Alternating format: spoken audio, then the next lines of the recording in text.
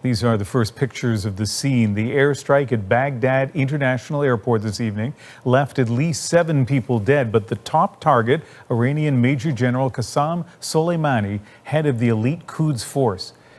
It comes after days of violence between the U.S. and Iranian-backed forces in Syria and Iraq, including airstrikes, and fiery protests that breached the U.S. Embassy in Baghdad over the new year.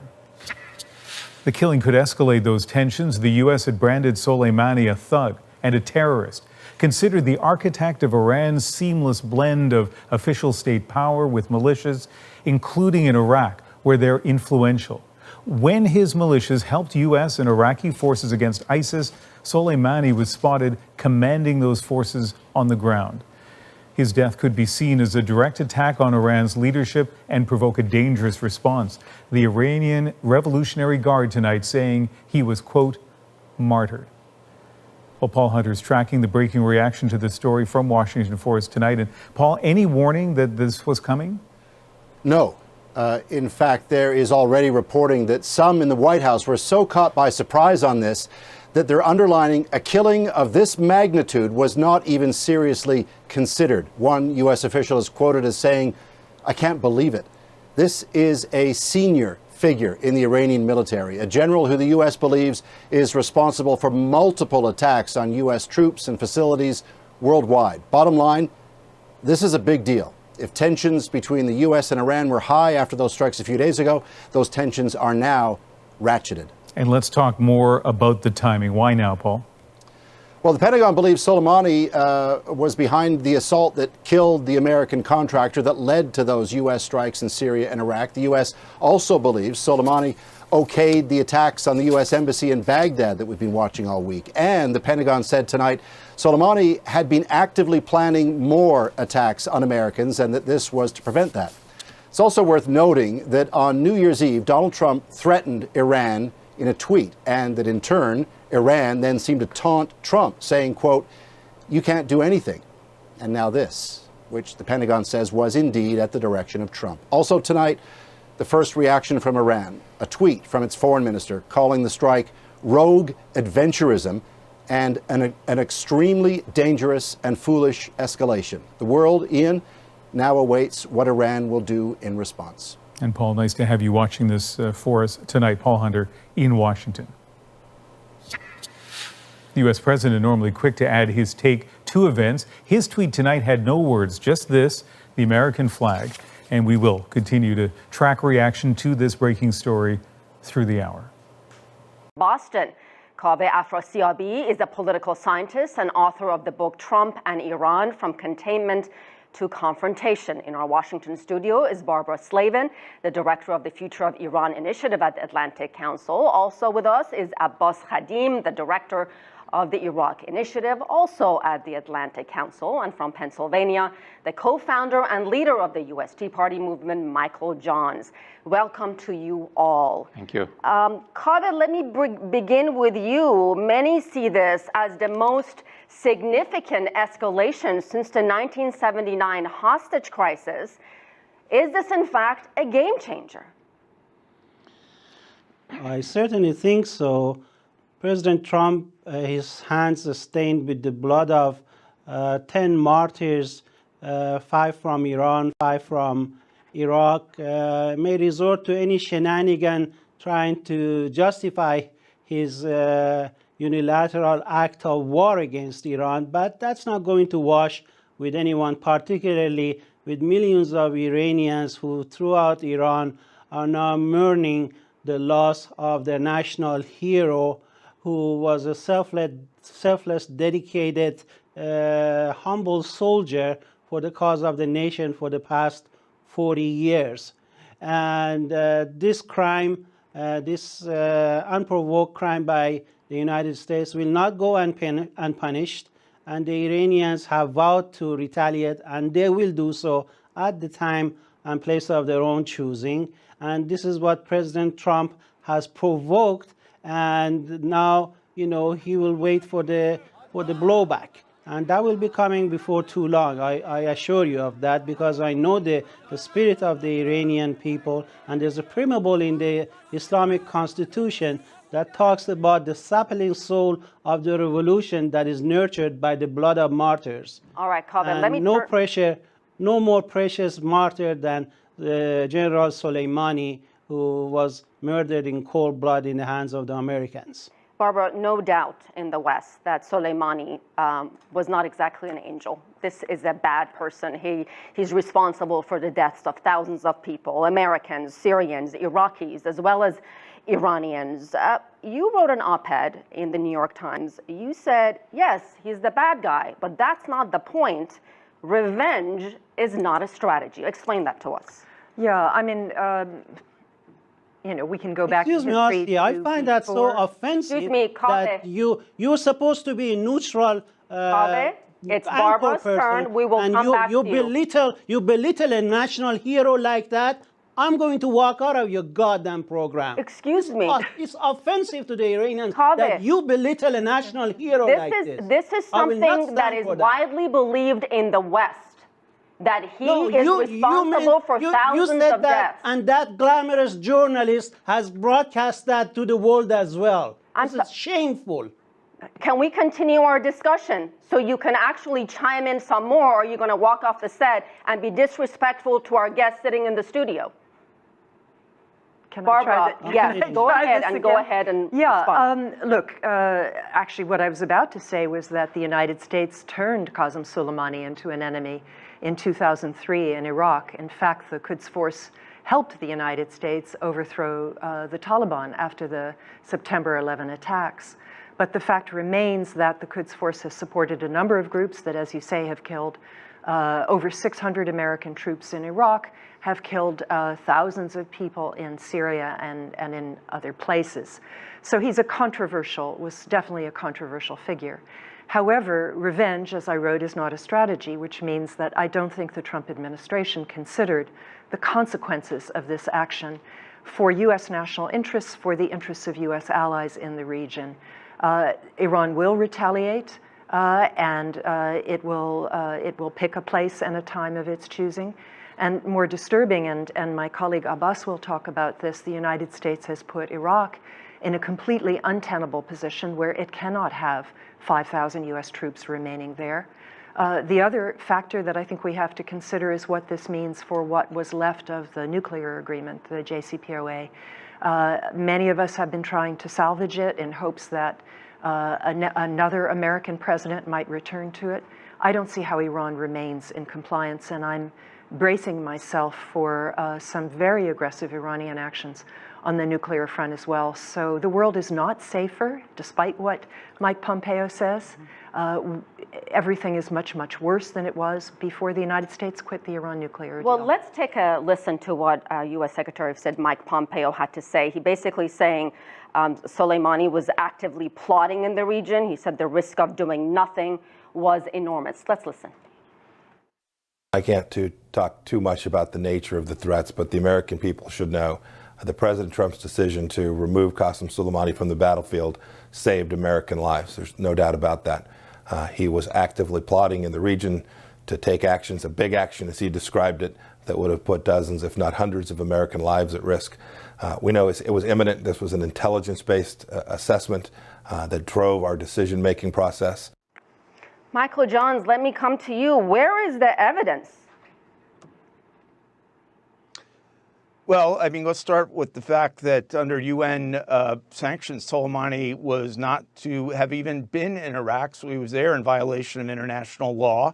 U.S. intelligence intercepted information on the verge of his arrival that he was there to do his job. And let's be clear about what his job is. That does not mean he was plotting something sinister. Well, if the United States is going to say that this man was plotting something and there was an imminent attack, where is the evidence?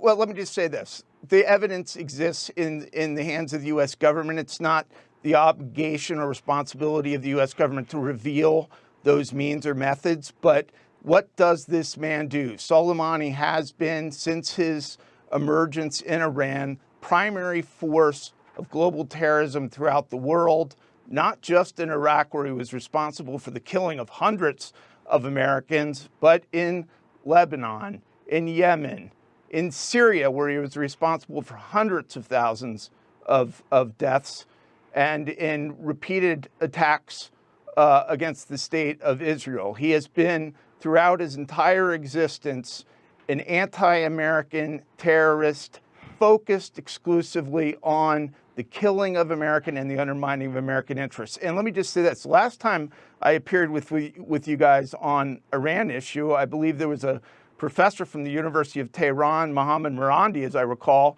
who was mocking Trump's inaction following the downing of the multi-million-dollar American how about we drone. focus on today and the developments of the last 24 hours? Just a final Go ahead. Yeah, quickly, just a please. final point on that. I cautioned at that time to take this president seriously. Iran went on from there to continue a whole series of regional terrorist activities and undertakings, including attacking a petroleum facility Which they in denied, Saudi Arabia, which they've including denied. rocket. They have repeatedly rocket- denied. And once again, the U.S. Right. did not prove their any word evidence. Their word is sadly, their word is worth very little. Okay, let me move in on. today's world by anyone. And then rocket attacks against American facilities, 10 facilities, in fact, that killed an American contractor, injured 3 American soldiers. So this was not a provocative act. It was a defensive act. It is not an escalating act. It should prove a de-escalating act by removing one of the more evil terrorist supporters in that region in the history of our life. I got to get Abbas into the conversation. Abbas, a de-escalating act? No, it is an escalation. One cannot redefine things and just call them whatever they wish.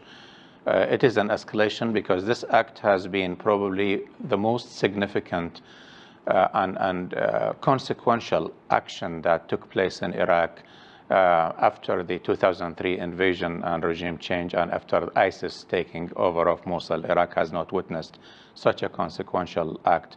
And from an Iraq perspective, as you know, I work on Iraq, and I think the Iraqis have been put in the eye of the storm, basically, and the Iraqi leadership was trying as much as they could to steer their country away from the U.S.-Iran conflict, which is, Iraq is not part of it. And both countries seem to choose that they would settle their scores on the Iraqi theater. And it happened in a worse time because the Iraqi government just resigned. It's a caretaker government. It doesn't have much of authority right now. The Iraqis are divided because of the protests that toppled the government. And also we have a parliament that is divided. Iraq just got out of a brutal fight against ISIS terrorism. And it is time for them to take a deep breath and to have some stability to rebuild, reconstruct the nation, put back their society, the traumatized populations, the IDPs. Until now, there is about over 1.5 million people there still waiting to get home. Is there a sense that this is going to stoke anti-American sentiment? It already did.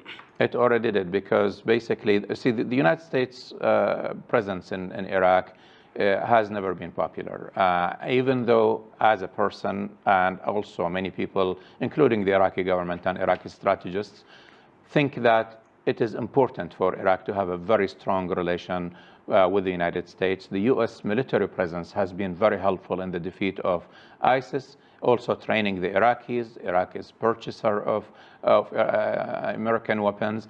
There are other aspects of U.S. presence in Iraq. The U.S. aid has been doing a lot of good work.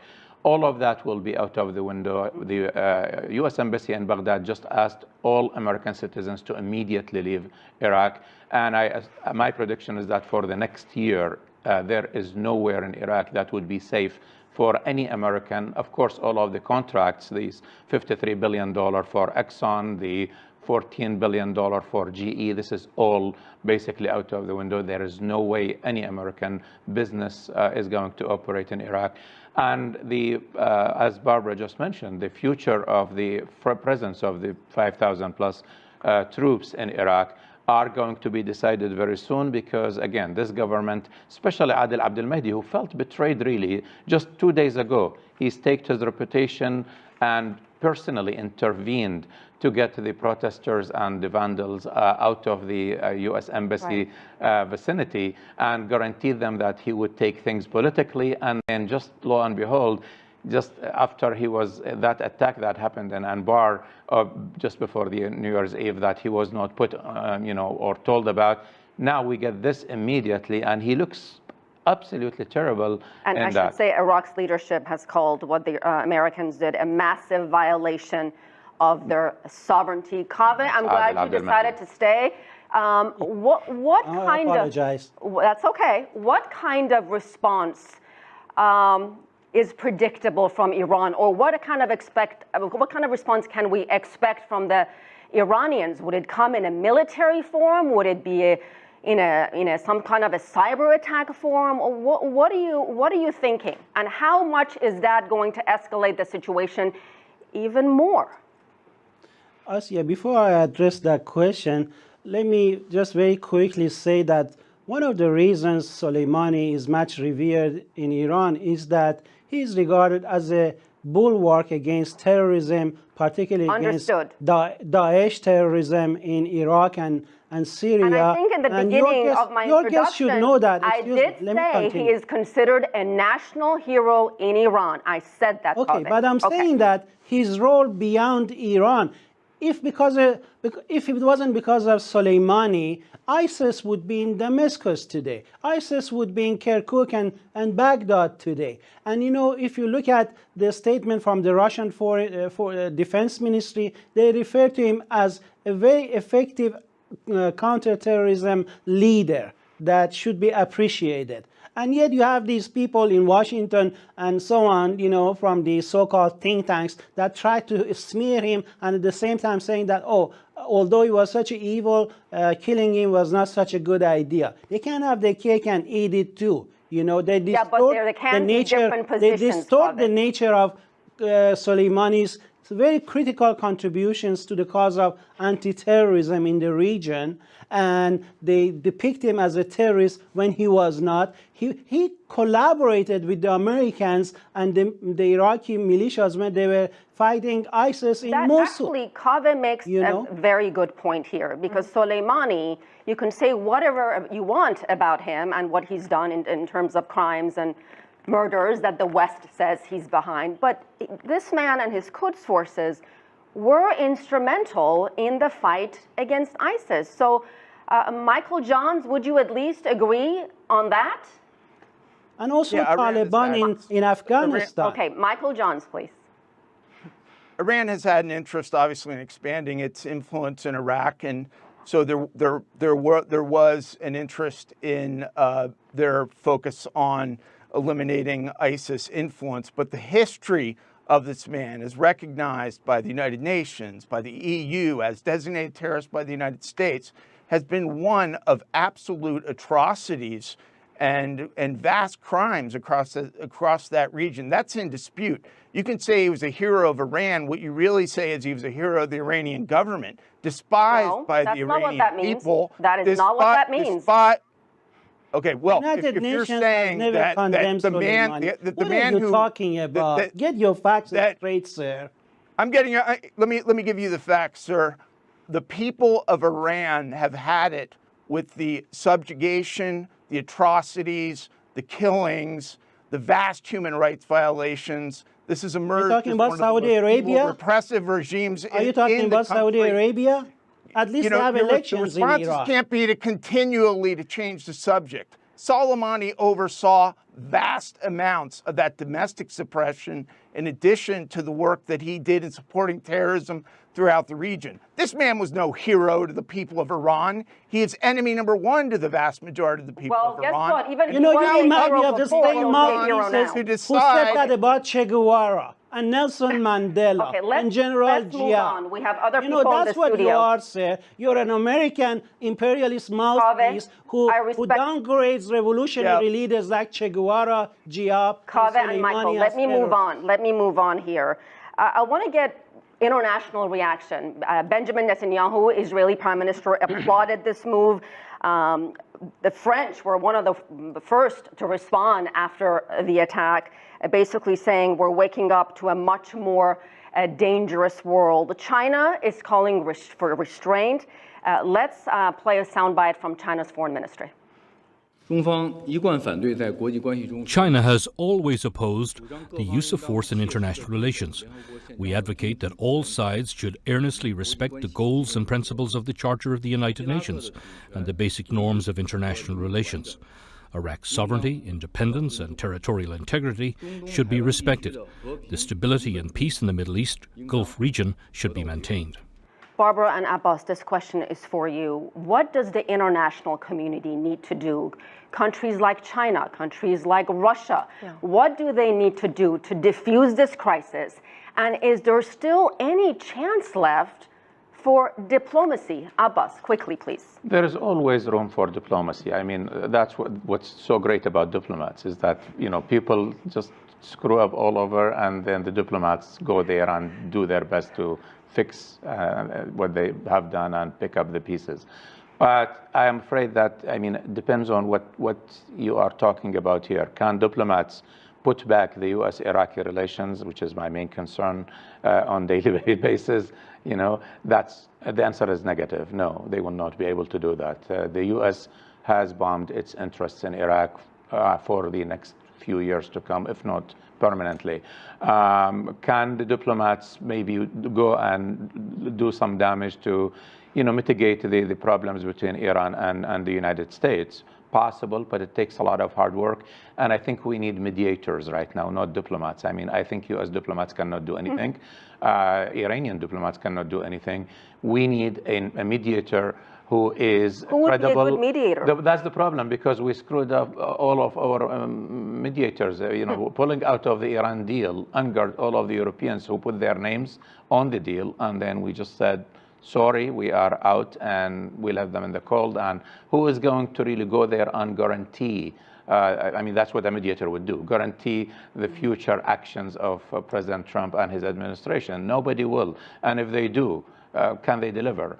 And that is the hardship of it. I think this is, it's not about whether Soleimani is bad or good, as Barbara brought. It's not about whether this person has done crimes or not. It is where has this act put us, and especially with countries like Iraq that is a bystander in this. Iraq is not really part of the conflict, and Iraq is becoming the ground where two big elephants are fighting, and everybody right now is crushed in Iraq. Barbara, how much of a turning point was the United States withdrawal, unilateral withdrawal from JCPOA, imposing crippling economic sanctions on Iran? JCPOA is pretty much on life support. Not sure if it can be saved at this point. Everything flows from that. That's when the escalation began. The United States declared economic war on Iran, and Iran, since May of last year, has been retaliating. This is unfortunately where we are now. To your question about whether there can be mediation, I think we're going to see that both China and Russia will become much more respected powers in the Middle East because they can talk to all sides. They might try to diffuse tensions somewhat, but the real problem is in Washington, and frankly, that's where we need to see regime change most. Kaveh, is the real problem in Washington? Yes, and some of that is stemming from think tanks like Atlantic Council that acted like Trump whisperer by putting out a report let's be respectful at the to our incipient panel. stage of Trump saying that there's a need for a new nuclear agreement.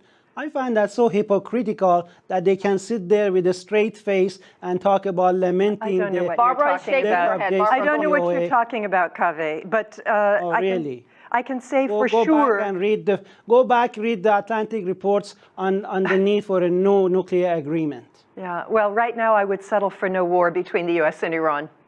Michael Johns, war is not an option, is it?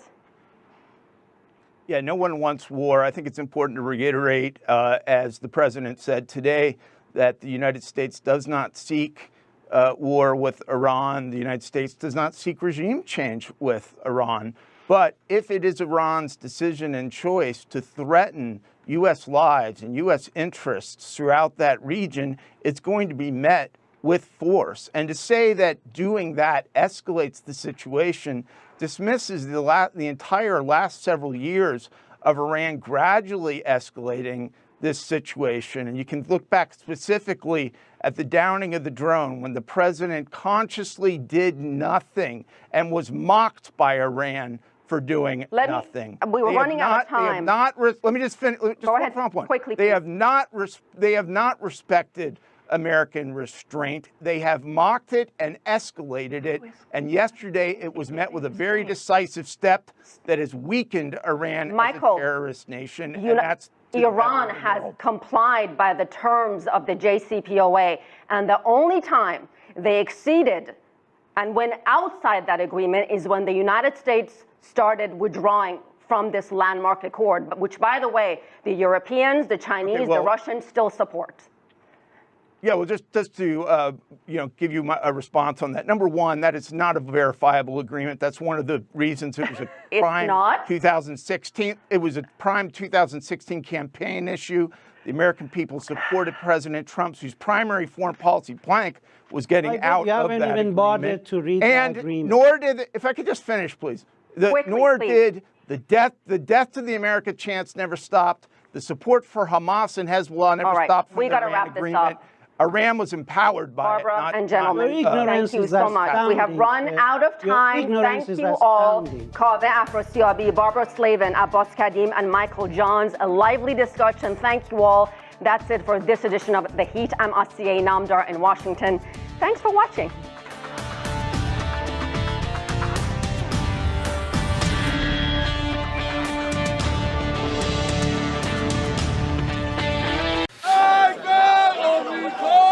Outrage exploded on the streets of Tehran.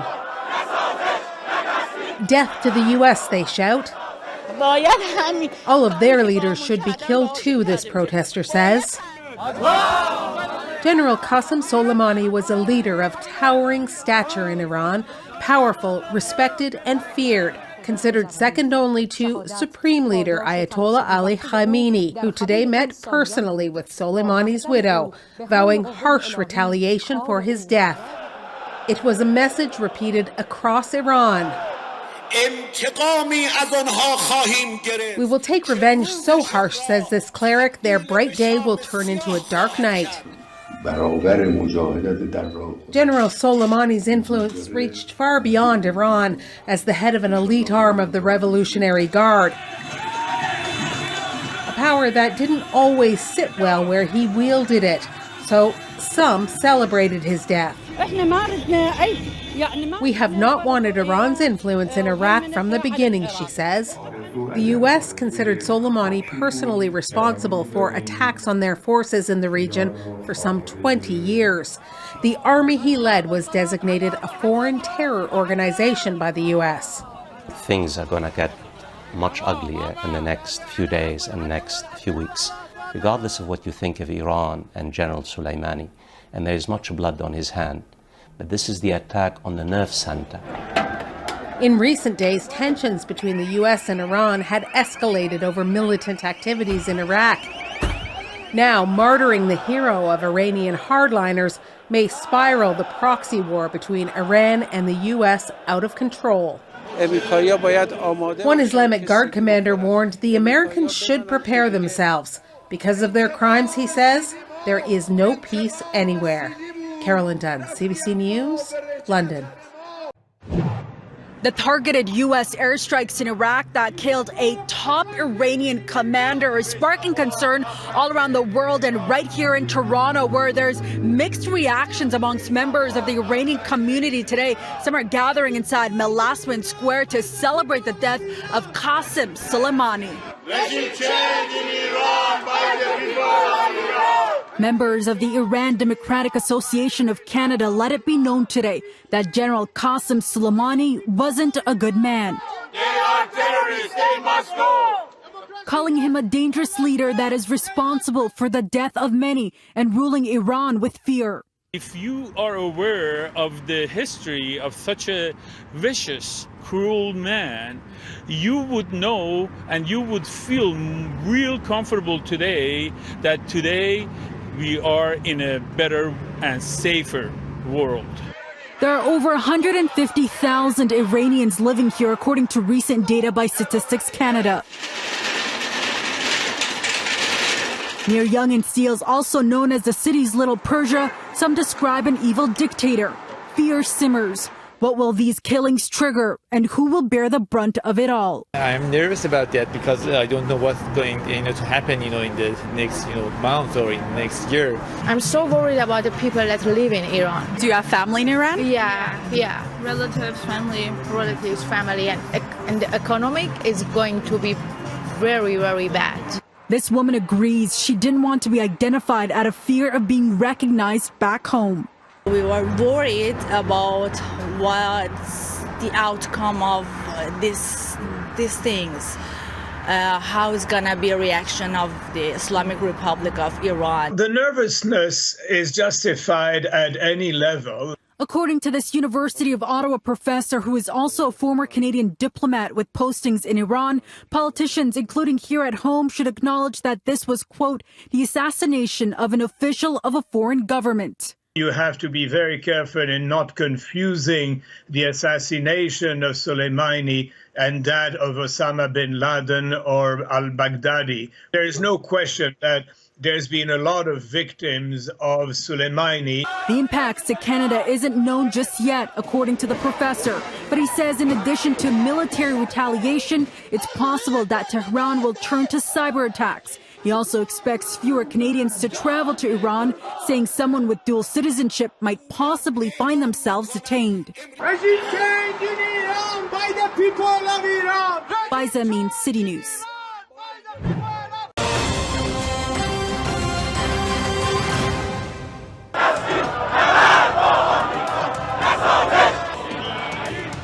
Iran is vowing retaliation after a U.S. drone strike killed a top Iranian general in Baghdad. The U.S. is sending more troops to the Middle East. A dangerous new escalation. Are the two countries on the brink of war? Hello, everyone. I'm Asiye Namdar in for Anna Naidu, and this is The Heat.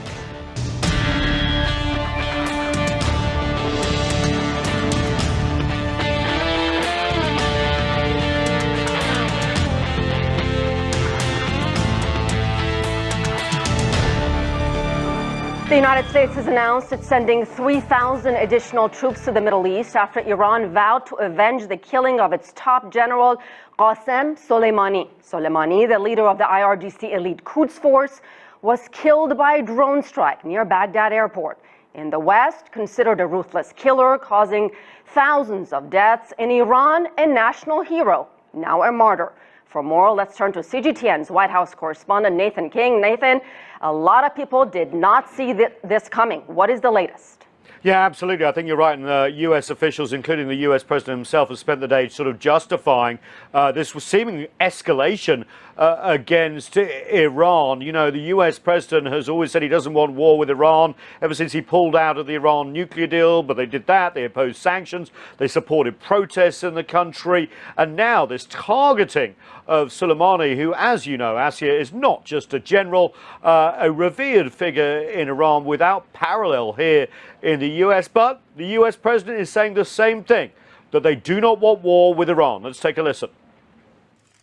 We took action last night to stop a war. We did not take action to start a war. I have deep respect for the Iranian people. They are a remarkable people with an incredible heritage and unlimited potential. We do not seek regime change. However, the Iranian regime's aggression in the region, including the use of proxy fighters to destabilize its neighbors, must end, and it must end now. So the question is, why now? Well, national security officials have been briefing us journalists all day and essentially saying that there were imminent threats against U.S. assets organized by Soleimani and his Quds Force in Iraq, in Syria, against American targets. We have seen none of this intelligence, by the way, and there's a sort of hasty compilation by the U.S. And a lot of people are asking the question, why escalate this by taking out Soleimani where the Quds Force remains? There are many unanswered questions right now. Nathan, does the U.S. have a game plan here, some kind of plan of action, if you will. What's going to happen if Iran responds militarily?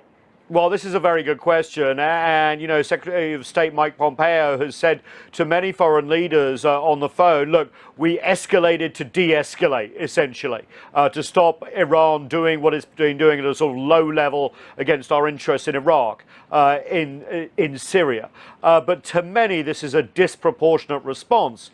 And as you know, there has been no exit plan when it comes to the idea of pressuring Iran to get back to the negotiating table. And I tell you, a lot of people are very surprised, including myself, that US President Trump would escalate this. He has always been the biggest dove, really, in his administration when it comes to Iran, not wanting to go to war, pushing back on people like former National Security Advisor John Bolton, who wanted regime change. So it's very, very interesting that the US president has done this. And the question is being asked across the world, is that now the goal? Is that now regime change? And of course, Iran's response may come in a different way than the US thinks it will, so we'll have to prepare for that. But, you know, this question as well is very, very important, is that a lot of American officials are saying, look, we're much safer today because of what happened to Soleimani, because we killed him. And that is a question that a lot of people are saying, we don't think that's true. We actually think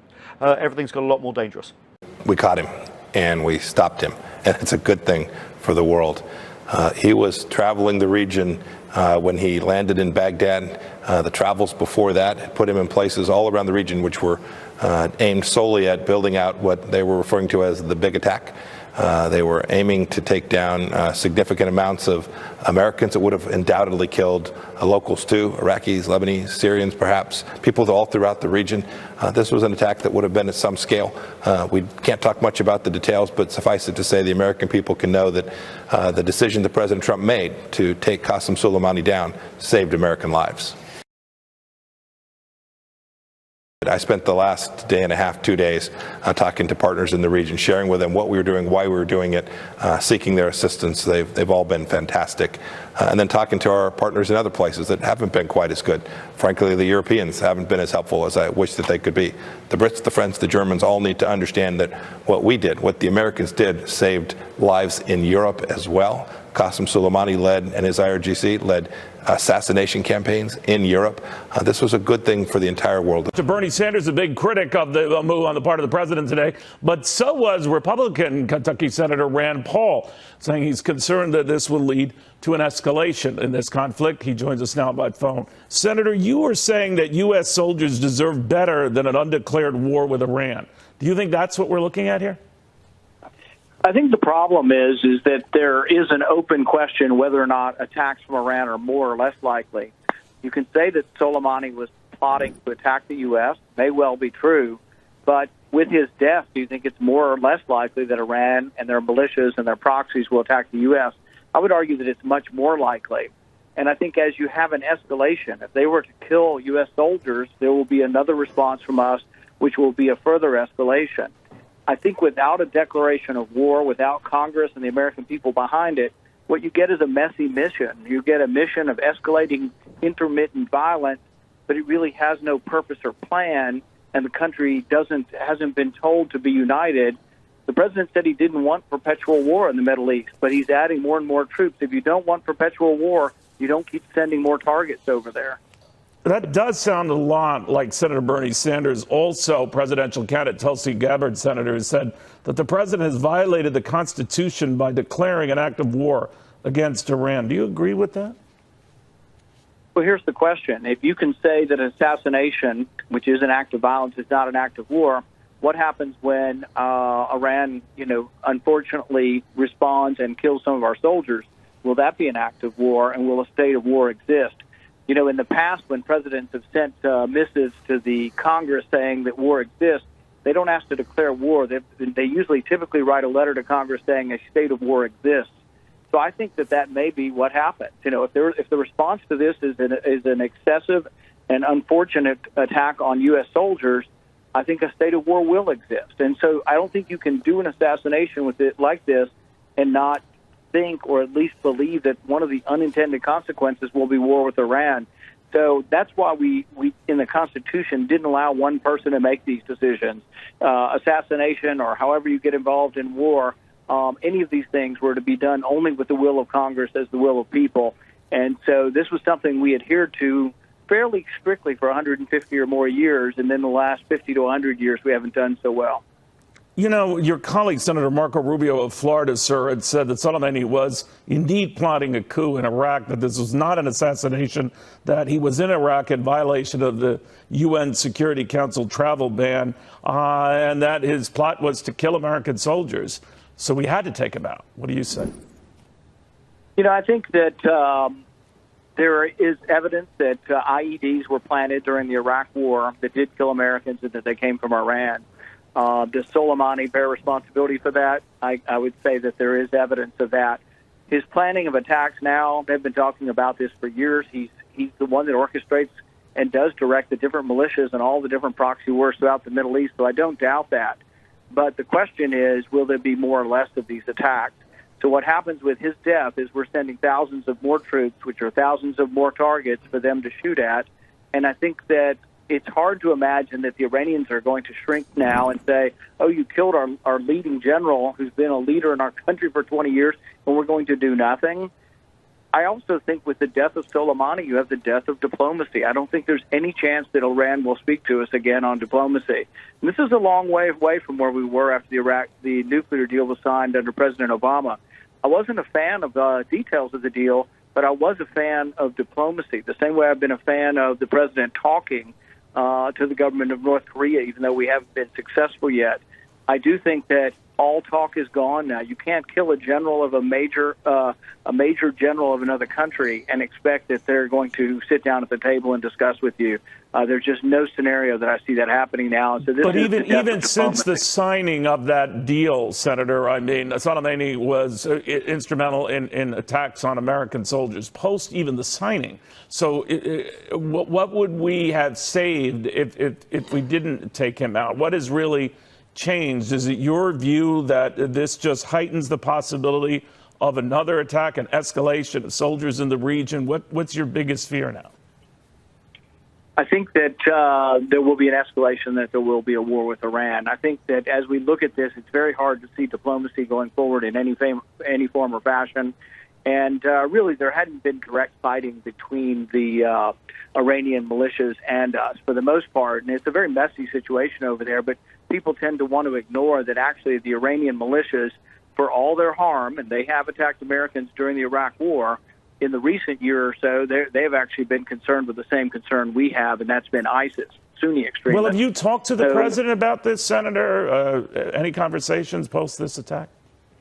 I haven't talked to the president recently about it, but I think he's getting unfortunate counsel from people who've been advocating for regime change in Iraq for years. I mean, Lindsey Graham's been wanting to topple the government in Iran for years. They toppled the government in Iraq, and I think the president realizes that toppling the government in Iraq actually made Iran stronger. In fact, I think one of the ironic things here is that I think the Iraqi parliament will probably now vote for our forces to leave. And so there is some irony to the fact that the hawkish faction that wanted this to happen, they're the ones that want troops to stay forever in Iraq. They actually may be asked to leave because I think anti-American sentiment among the Shia population is on the rise now. And look, do you think we should abandon the embassy? Do you think we should abandon the embassy altogether? Because it sounds like you are walking away. No, I think that there's no one here mourning for the death of Soleimani, including myself. I think that he is a person who has been involved in the deaths of Americans. I'm also not advocating that we leave the embassy. But I would say that having 5,000 troops over there is not having an embassy. That's having a significant military force that is a significant target. And I do fear that the Iranians are going to escalate this. And the president has shown prudence in the past, and I think really was still keeping the option of diplomacy open. But I think the door has completely shut now on diplomacy because I do not see any avenue or any way that talks could begin again. And I have been one in favor of talks, but I think, unfortunately, diplomacy is dead now in the Middle East with Iran. Senator Rand Paul, thank you very much for taking the time. We appreciate it. Thank you. Hello. In a dramatic escalation of tensions in the Middle East, a US airstrike has killed Iran's most important military commander. General Qasem Soleimani was the commander of the Quds Force of Iran's elite Revolutionary Guards. They are responsible for Iranian foreign military operations and answer directly to the country's supreme leader, Ayatollah Ali Khamenei. Well, General Soleimani, who for many was seen as a charismatic national hero at home, was one of several people killed by a US drone strike as he travelled in a convoy near Baghdad's international airport. Iran has declared 3 days of national mourning and promised harsh vengeance. The Pentagon says the operation was carried out at the direction of President Trump. Well, Mr. Trump has not yet directly commented, but he printed this image of the American flag, the Stars and Stripes, at the top of his Twitter feed. We begin our coverage now with this report by John Donnison. This is all that was left of a convoy of cars carrying Iran's most senior military commander. His killing by the United States will shake the Middle East to the core. Qasem Soleimani was head of the elite Quds Force of the Iranian Revolutionary Guard and a hugely influential figure in the region. In a statement, the Pentagon said the airstrike had been carried out at the direction of the president and that the US military had taken decisive defensive action to protect US personnel abroad. The immediate aftermath of the attack, which happened near Baghdad International Airport, was filmed by passers-by. Several other people with military ties to Iran were also killed.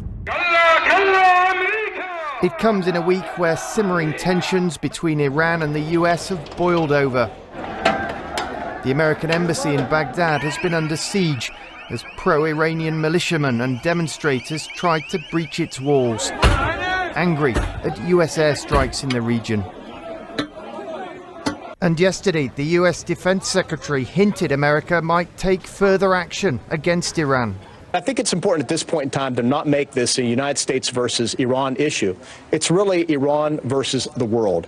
It's Iranian bad behavior that has been going on now for nearly 40 years. Last night, more than 650 US troops arrived in neighbouring Kuwait to provide reinforcements. All eyes will be on Iran's response.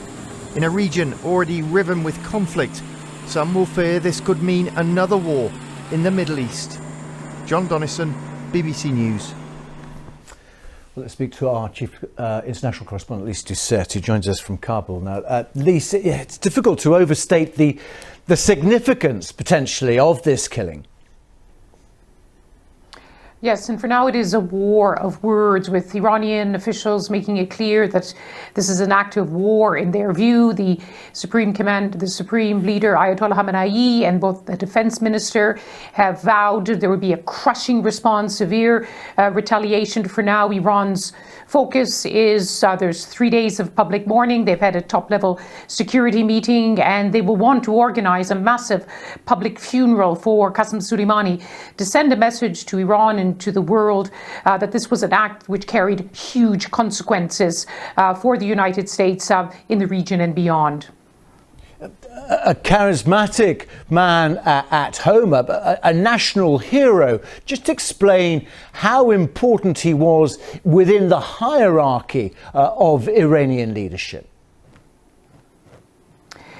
Qasem Soleimani first came to attention with his brave exploits during the Iran-Iraq War of the 1980s, and since the late 1990s he's headed this elite Quds Force of Iran's Islamic Revolutionary Guards, and he has risen to be not just Iran's most important military figure, but also a charismatic political personality inside Iran, regarded as second only to Iran's supreme leader Ayatollah Khamenei. There was even speculation last year that he could be a possible future political leader, but mostly in the region he's been, well, keeping his head down. He's a very mysterious character who keeps turning up when there are major covert operations in the region, where he was responsible for creating and orchestrating a network of proxy militias in Iraq, in Lebanon, in Syria, and beyond. But he also used to taunt the United States, taking selfies with the troops with the pro-Iranian forces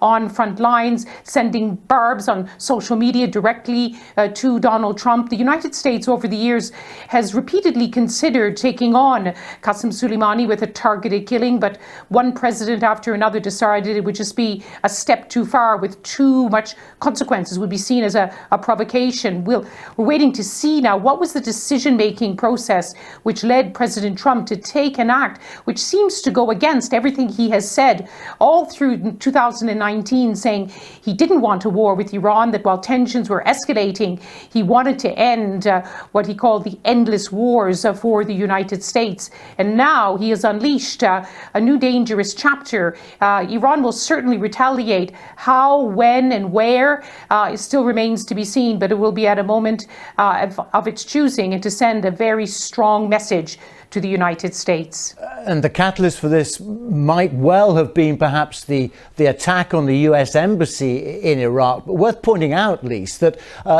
General Soleimani played a very important role as a US ally in the fight against Islamic State in Iraq. Yes, there have been moments over the years where their interests were aligned, where it's true that Qasem Soleimani's forces in Iraq and Syria played a crucial role in the campaign against Islamic State, and we always wondered at the time whether this would lead to a kind of a rapprochement, a kind of a de facto kind of cooperation, but they remained largely on parallel tracks. I'm in Afghanistan, where many Afghans, many of them forced went to fight in militias in Syria, the Fatah Mayun, that were created by Qasem Soleimani in the battle there to keep President Assad and his government in power. So he wielded enormous influence. And so the question now is, what kind of revenge will those thousands and thousands of proxy militias want to exact, and what kind of weapons will they be in the hands of the commanders who will now succeed Qasem Soleimani and will want to take revenge for a man who had cult status within their ranks, although for the United States, Qasem Soleimani was a cunning adversary, but certainly for them, the face of evil in the region. And as you say, I mean, pressure on Iran to respond will be immense. But when it comes to the sort of response Iran might take, I mean, so many wars start with miscalculations right around the world, don't they? I mean, could this be seen as a miscalculation by the United States, do you think, in the long run, or what is your view? Well, it's still early hours in the United States. You've had statements on both sides of the House from Democrats and Republicans expressing support for this operation, describing Qasem Soleimani as an evil mastermind.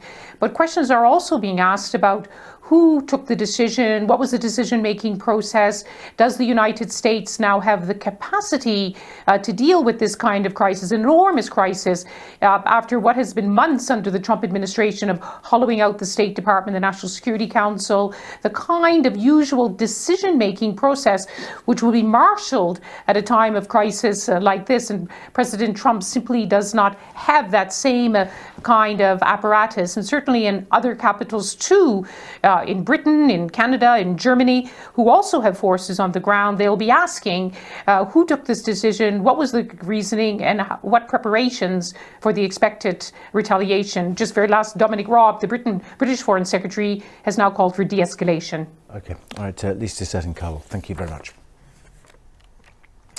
Well, Iran's state TV channel has reported the death of General Soleimani. This was how the item was shown on a news bulletin, with the presenter confirming the death, and then a montage of images of the head of the Al-Quds forces. Iran's Foreign Minister Mohammad Javad Zarif has also commented on Twitter. He said the killing of General Soleimani was an extremely dangerous and foolish escalation. He added the US bears responsibility for all consequences of its rogue adventurism.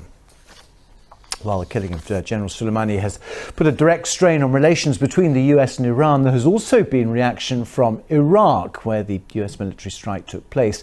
The influential Shia cleric Muqtada al-Sadr, who rejects both American and Iranian influence in Iraq, said he mourned the death and called on his followers to be ready to protect their country. There was also this reaction, though, to the news in Baghdad's central Tahrir Square, where a group of Iraqis appeared to celebrate General Soleimani's death by waving a giant Iraqi flag. US Secretary of State Mike Pompeo tweeted similar pictures, saying they showed Iraqis dancing in the streets for freedom, thankful that General Soleimani is no more. Well, our Middle East correspondent Quentin Somerville is in Beirut. He gave us the reaction from there. Well, there's been outrage from Hezbollah and Iranian supporters here in Lebanon. It's hard to really overestimate the reach that Qasem Soleimani had across the Middle East. Every single battlefield, his name was either mentioned or his presence was felt. This was a general who reshaped the countries around him. His power went far beyond just military matters. He served Iran's interest in Lebanon, in Iraq, in Syria and elsewhere, brutally and efficiently, and he leaves a bloody legacy in all of those countries. So this is an extremely bold action that the United States has taken. And for many years, it was thought that the United States or Israel might target Qasem Soleimani, but they didn't, because he was untouchable, because the consequences of assassinating him would just be so terrible. Now, Iran has said it will that there will be severe consequences for his assassination, and it will take revenge.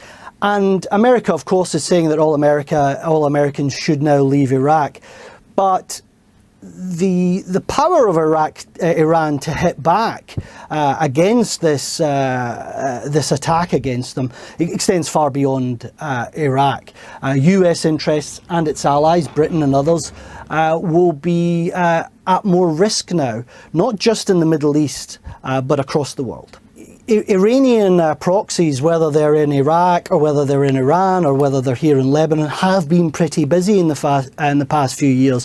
The war in Syria has taken up a huge number of resources, but it undoubtedly will still maintain the flexibility to be able to use those resources to strike elsewhere and strike at other targets. And there is a sense here in the Middle East that Americans and others now have an even larger target on their back than they did before the killing of Qasem Soleimani.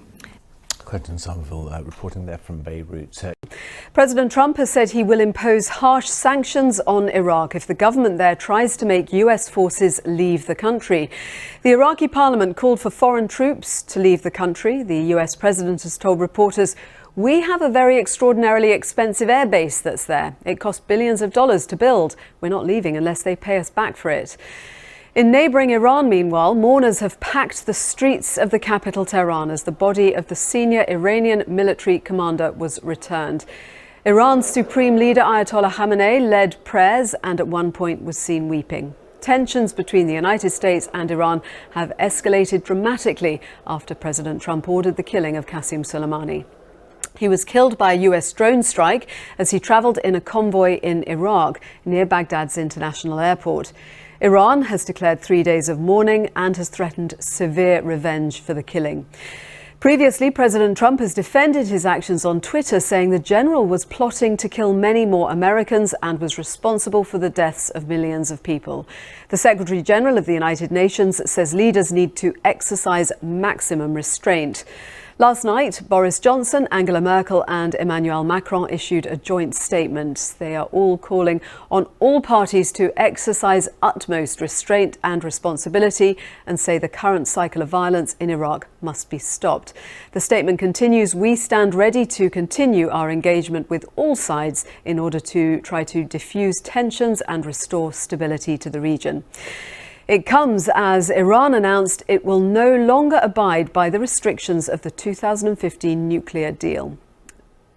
The former Foreign Secretary Jeremy Hunt has warned of the peril being faced.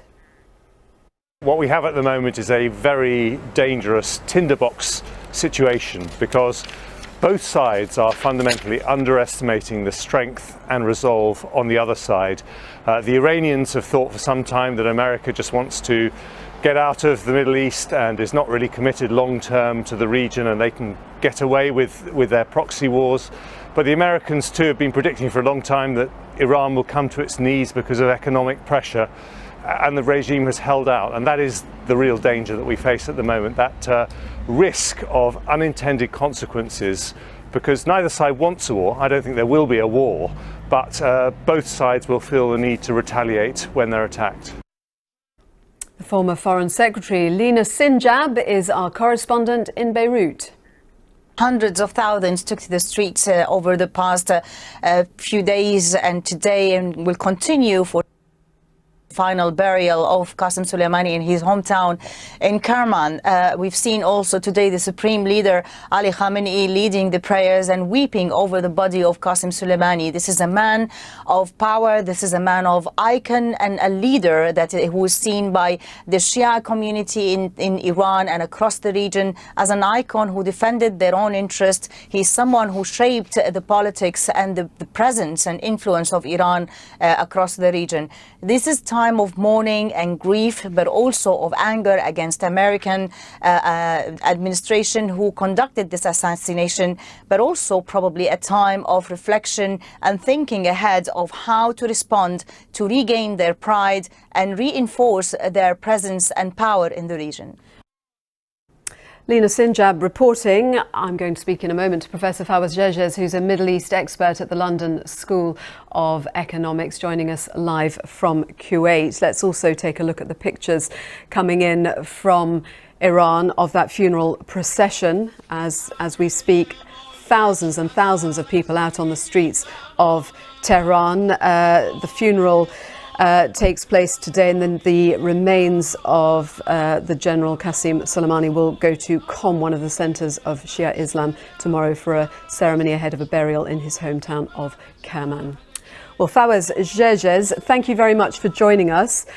How fragile is the situation at the moment? It's extremely risky and dangerous.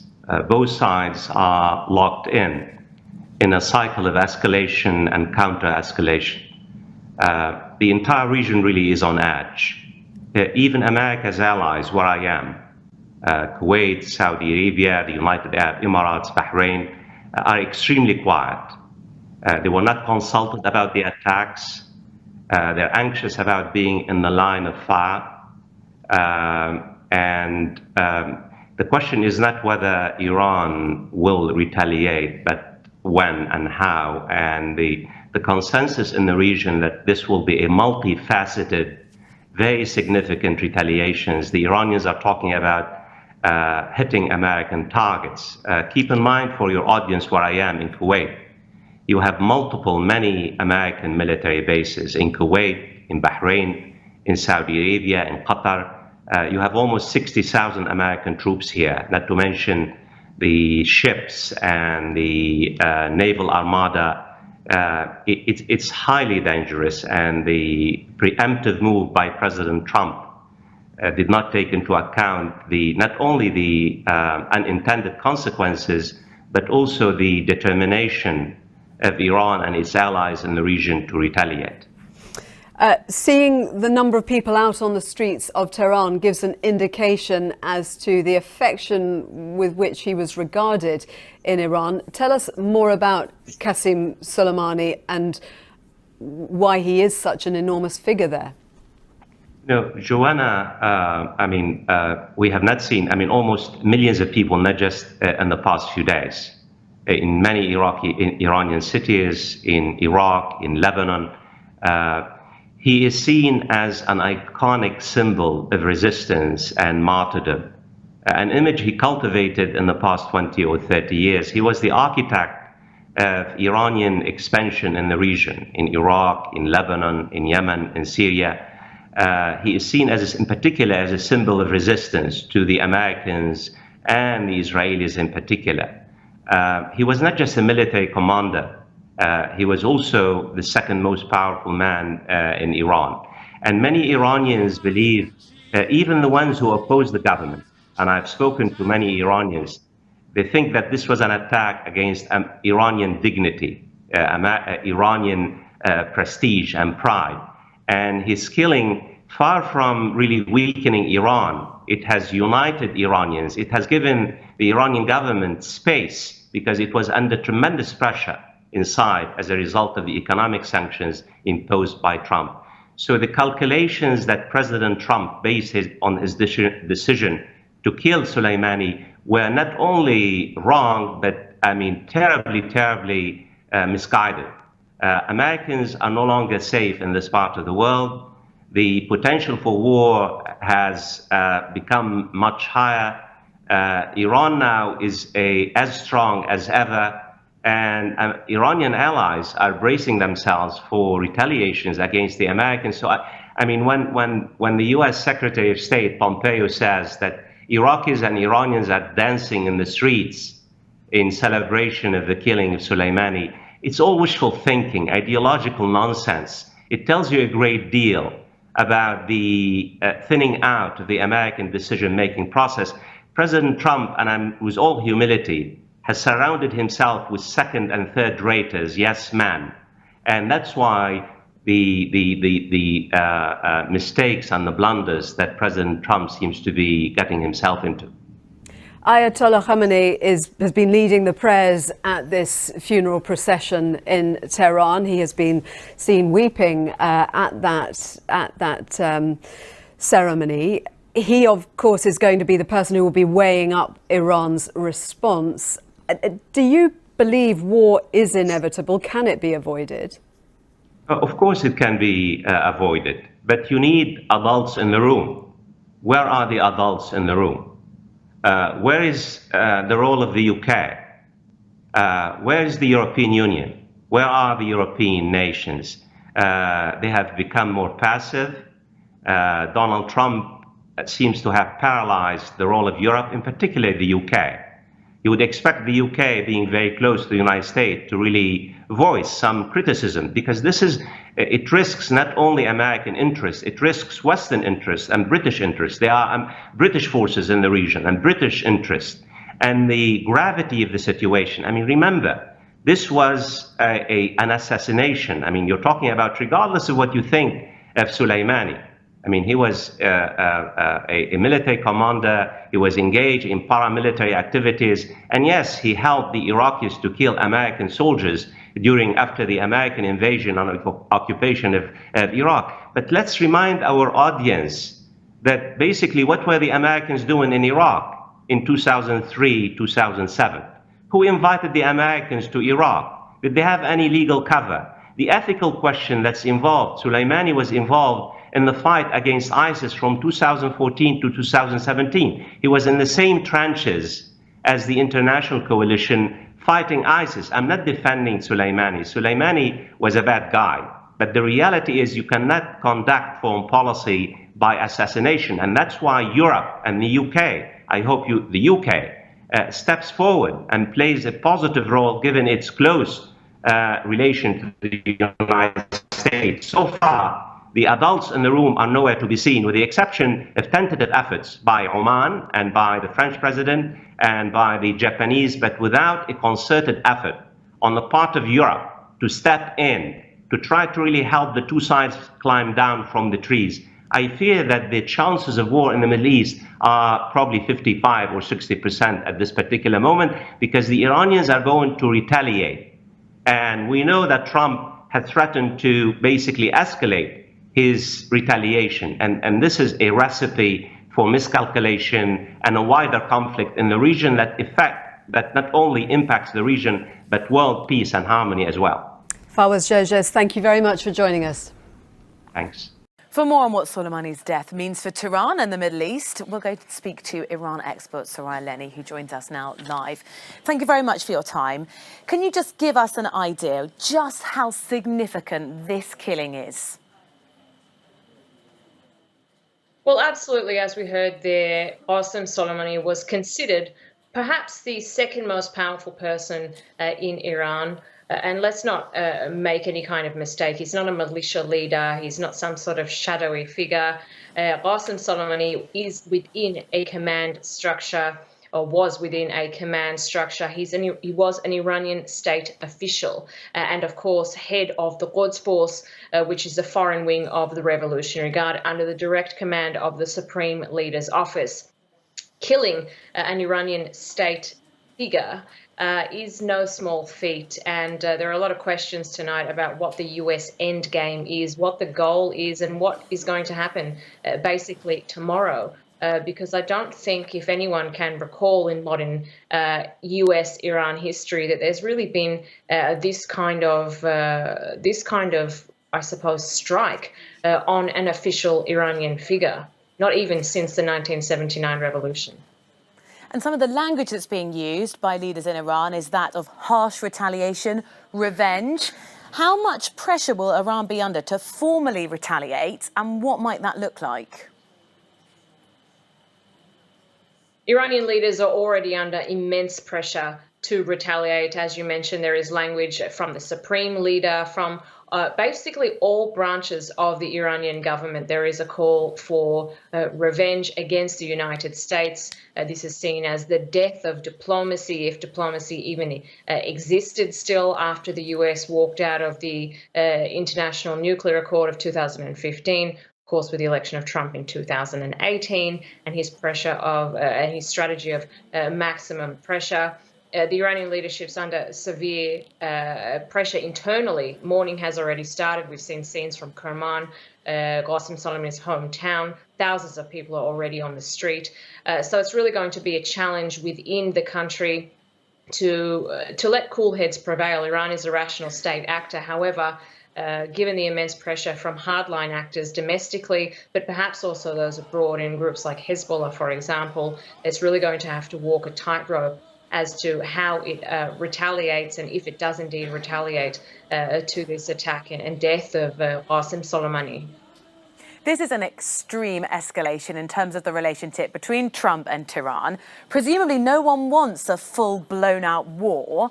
So what might other parties try and do, if they could do anything, to try and de-escalate the situation? One would think that nobody wants war, but we have seen, of course, in the past couple of years that there are certain state actors within the region, within the Middle East, who are really pushing the United States towards war. And that reality has become a lot closer with the election of Donald Trump, and a lot closer tonight with the killing of Qasem Soleimani, of course, as well as Iraqi counterparts in Baghdad. But there are actors, of course, within the region like Oman, who have really played a very positive regional role in trying to de-escalate conflicts between Iran and Saudi Arabia, for example, in the GCC. But also, Oman played a critical role in bringing the US and Iran together to negotiate that nuclear accord. So I would expect Oman to play a role, or want to play a role, but it really does depend on whether or not there are receptive ears in Washington and Tehran.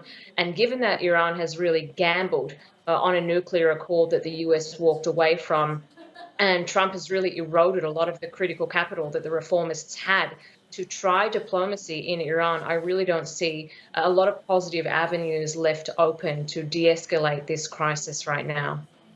If it can't be de-escalated, how close are we to all-out war? Well, Iran can't fight the United States in a conventional war. It just cannot match the United States in terms of its military assets.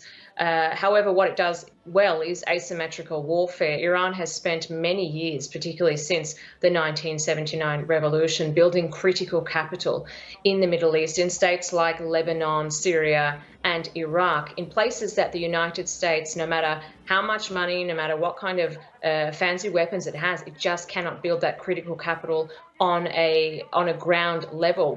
Iran can draw on that. So if there is some kind of a war, I don't expect it necessarily to be a conventional war. Expect Iran to draw on its proxies to pressure American assets throughout the region. And I think the United States is cottoning on to that. They've already, in Iraq, the embassy's already told US personnel and US citizens to leave the country.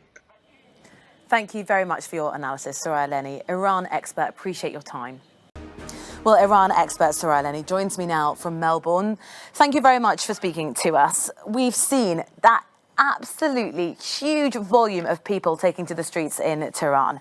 In a country that is very divided, has this assassination managed to unite the population? Well, it's rather ironic because the United States, Donald Trump, has managed to do what even the Iranian government could not do, and that's unite the population under the flag, especially after November and those protests which killed hundreds of people. The country was very, very divided. People were very angry about the response from security forces. The parliamentary elections are coming up. The voter turnout was expected to be very low. Many people are apathetic. They've lost faith in their politicians and politics. But what we see now is a country that has united behind the flag. They, of course, everybody has a different reason for being out there. Some people are legitimately mourning, others are angry, others are there to show patriotism. But as we can see, I think right now, Iran is probably the most united it's been since those days before the revolution. So I'm just going to pause you right there because we can go live to Tehran now to speak to our reporter, Hamid-Reza Homayounifar, if we can pull up him. Thank you very much for speaking to us. Now, do bear with us because we may struggle with the picture and the sound. Clearly, it's almost a chaotic scene behind you there. Can you just tell us what's planned for today's commemorations? Hi, Rosie. Well, basically, today is the third funeral held for the murdered Quds Force Commander General Soleimani in Tehran, and around, I think, like 2 million people have come here, even more maybe. There are no exact estimate of that, but basically today, right now, people are chanting basically slogans against like the United States of America, Israel, and they are asking for harsh revenge, and they're condemning any type of negotiations or maybe any type of talking with the West or agreement. Right now, they are walking with the corpses and the coffins to the airport in order to send them back to, actually to send them to the fourth city, which is Kerman, the hometown of General Soleimani, for the final funeral, which will be tomorrow. I need to say that yesterday morning, as well as yesterday afternoon, there were 2 other funerals in 2 other cities of Ahvaz and Mashhad, and like millions of people joined those funerals as well. Just give us a bit of an indication as to the mood of the crowd, because we just heard from Soraya Leni that actually this has almost united the population. How are people feeling? Are they angry? What are the people around you saying? Well, basically, right now I'm in front of the University of Tehran, the place for people's gathering. And what I can tell you is people are, in fury. They are angry. They are like they keep chanting. Even like when some people belonging to the government or the cabinet of Rouhani, I'd better say, just were walking into the funeral ceremony. They were chanting like things such as "shame on you" or "we don't want negotiations" and "we want harsh revenge." People are in fury. A lot of people are crying, and they are holding cards saying down to the U.S. and Israel, and they want harsh revenge. And they're even asking, because when commanders of IRGC were walking in, they were asking for revenge. That is what people here want. Hamid-Reza Homayounifar, live in Tehran. Thank you very much for speaking to us amidst the crowds there. Well, let's go back to Iran expert Soraya Leni, who joins us now. Soraya, we've just heard that Hamid-Reza said the people he's been speaking to, they say they want revenge. And that's something we've heard echoed from the leadership. They've reiterated that they're going to have harsh revenge. So what's going on behind the scenes in the Iranian leadership? Are there any indications of what that retaliation, what their next move might be? Well, there have been a few indications. We know when Soleimani was assassinated in that drone strike, the Supreme National Security Council met almost immediately. That is the highest decision-making body in the country. The Supreme Leader chaired that meeting, that extraordinary session there. The details of what exactly they decided on, however, have not been made public necessarily. It's a very sensitive, I suppose, decision-making organisation, as I said, the highest levels of that country. But we've also heard from the defence minister saying that Iran will respond in kind to this strike. The United States has taken out a military asset, an Iranian military asset, and Iran will return the favour. So that possibly means they're looking at assassinating an American military figure or an American base. But I will point out this could also just be rhetoric. The Iranian government is not suicidal. The supreme leader is not a risk taker. I'd say they are being as rational as they can be, trying to take a measured response. They don't want to enter into some kind of a war because Iran knows in a conventional war they are absolutely no match for the United States. Yes, well under pressure to make some kind of diplomatic response.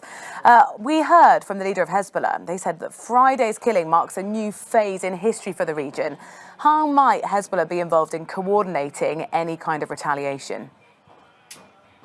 Well, Hezbollah has been, of course, very active since the 1980s. Hezbollah is, of course, related to Iran. However, in recent years, it has, I suppose, emerged from the Iranian shadow and the control of those Iranian forces and really become its own entity. And there's a lot of signs from within Hezbollah that they don't take orders from the Iranians like they used to do. Of course, it's also part of the Lebanese political sphere and popular among certain aspects of Lebanese society.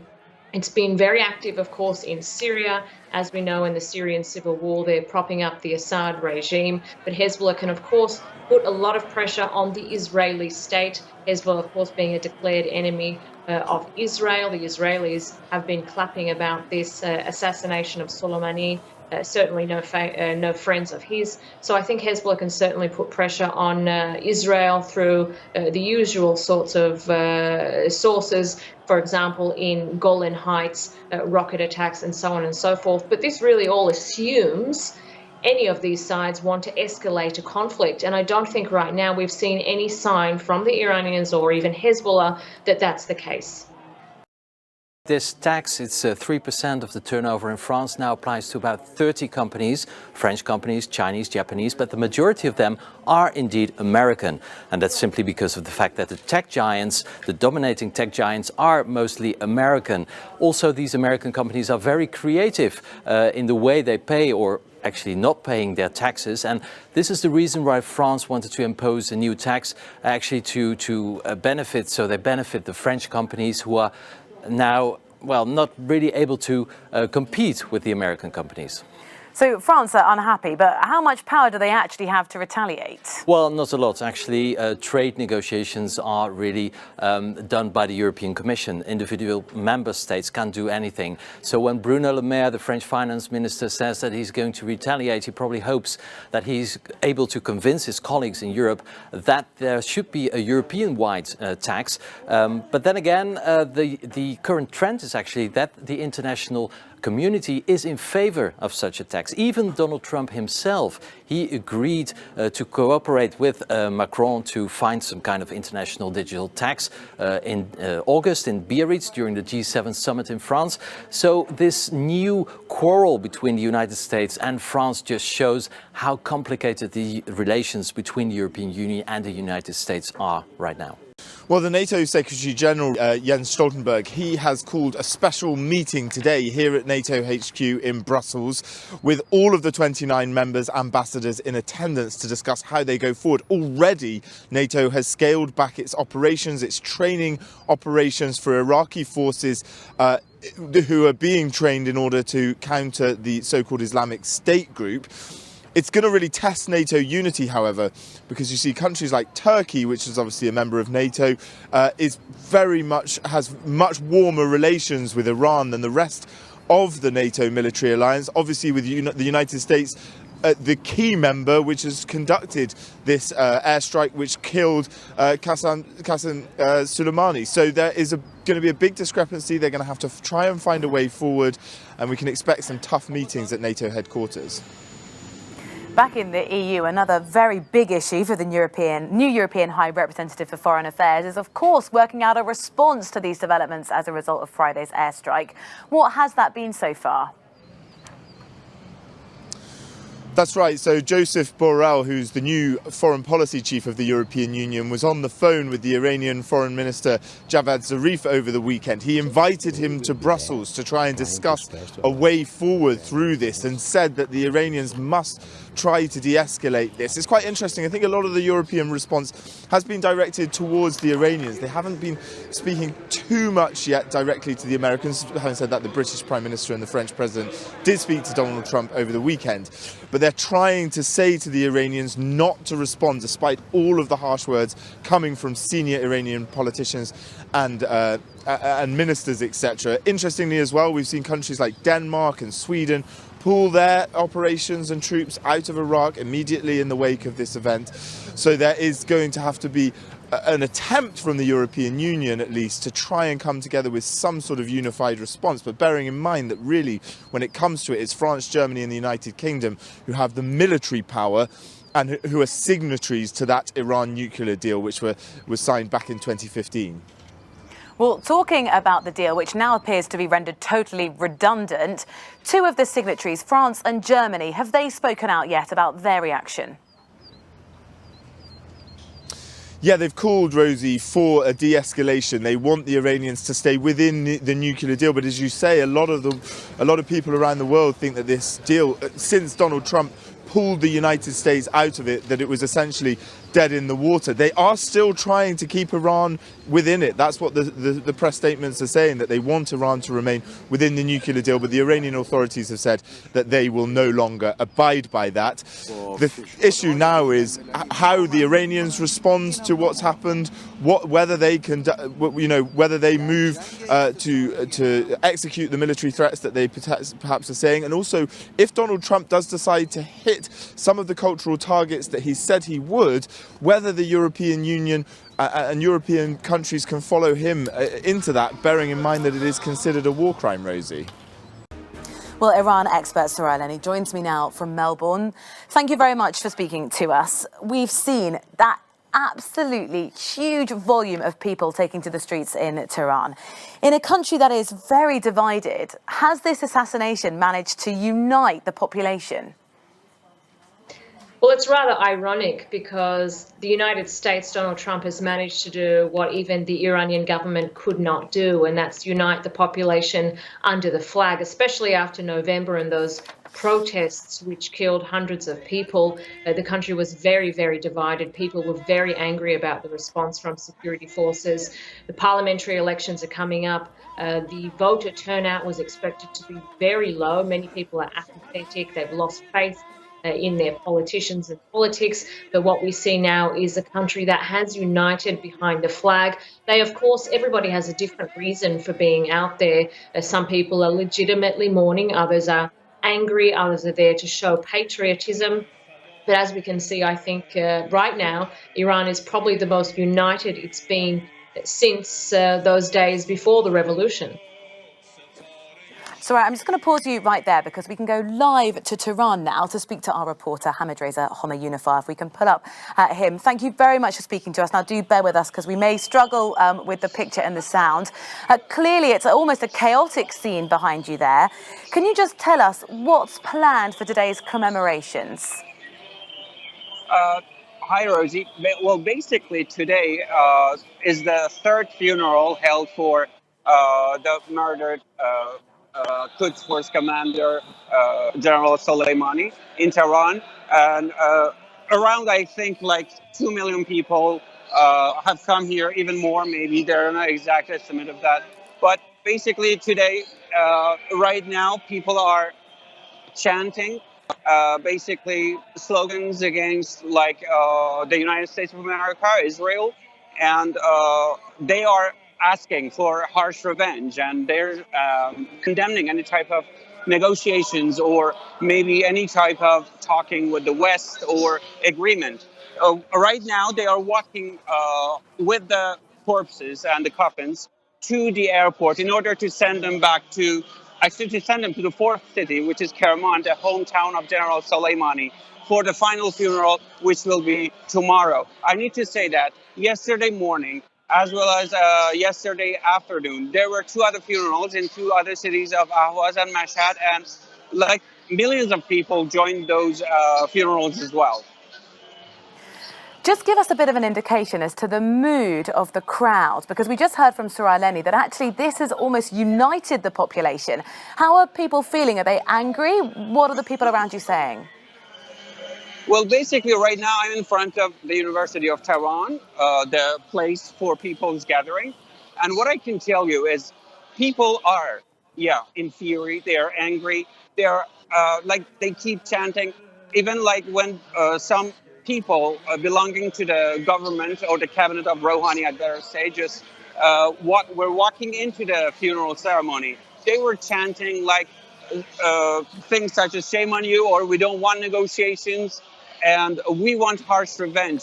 People are in fury. A lot of people are crying, and they are holding cards saying down to the U.S. and Israel, and they want harsh revenge. And they're even asking, because when commanders of IRGC were walking in, they were asking for revenge. That is what people here want. Hamidreza Homoyounifar, live in Tehran. Thank you very much for speaking to us amidst the crowds there.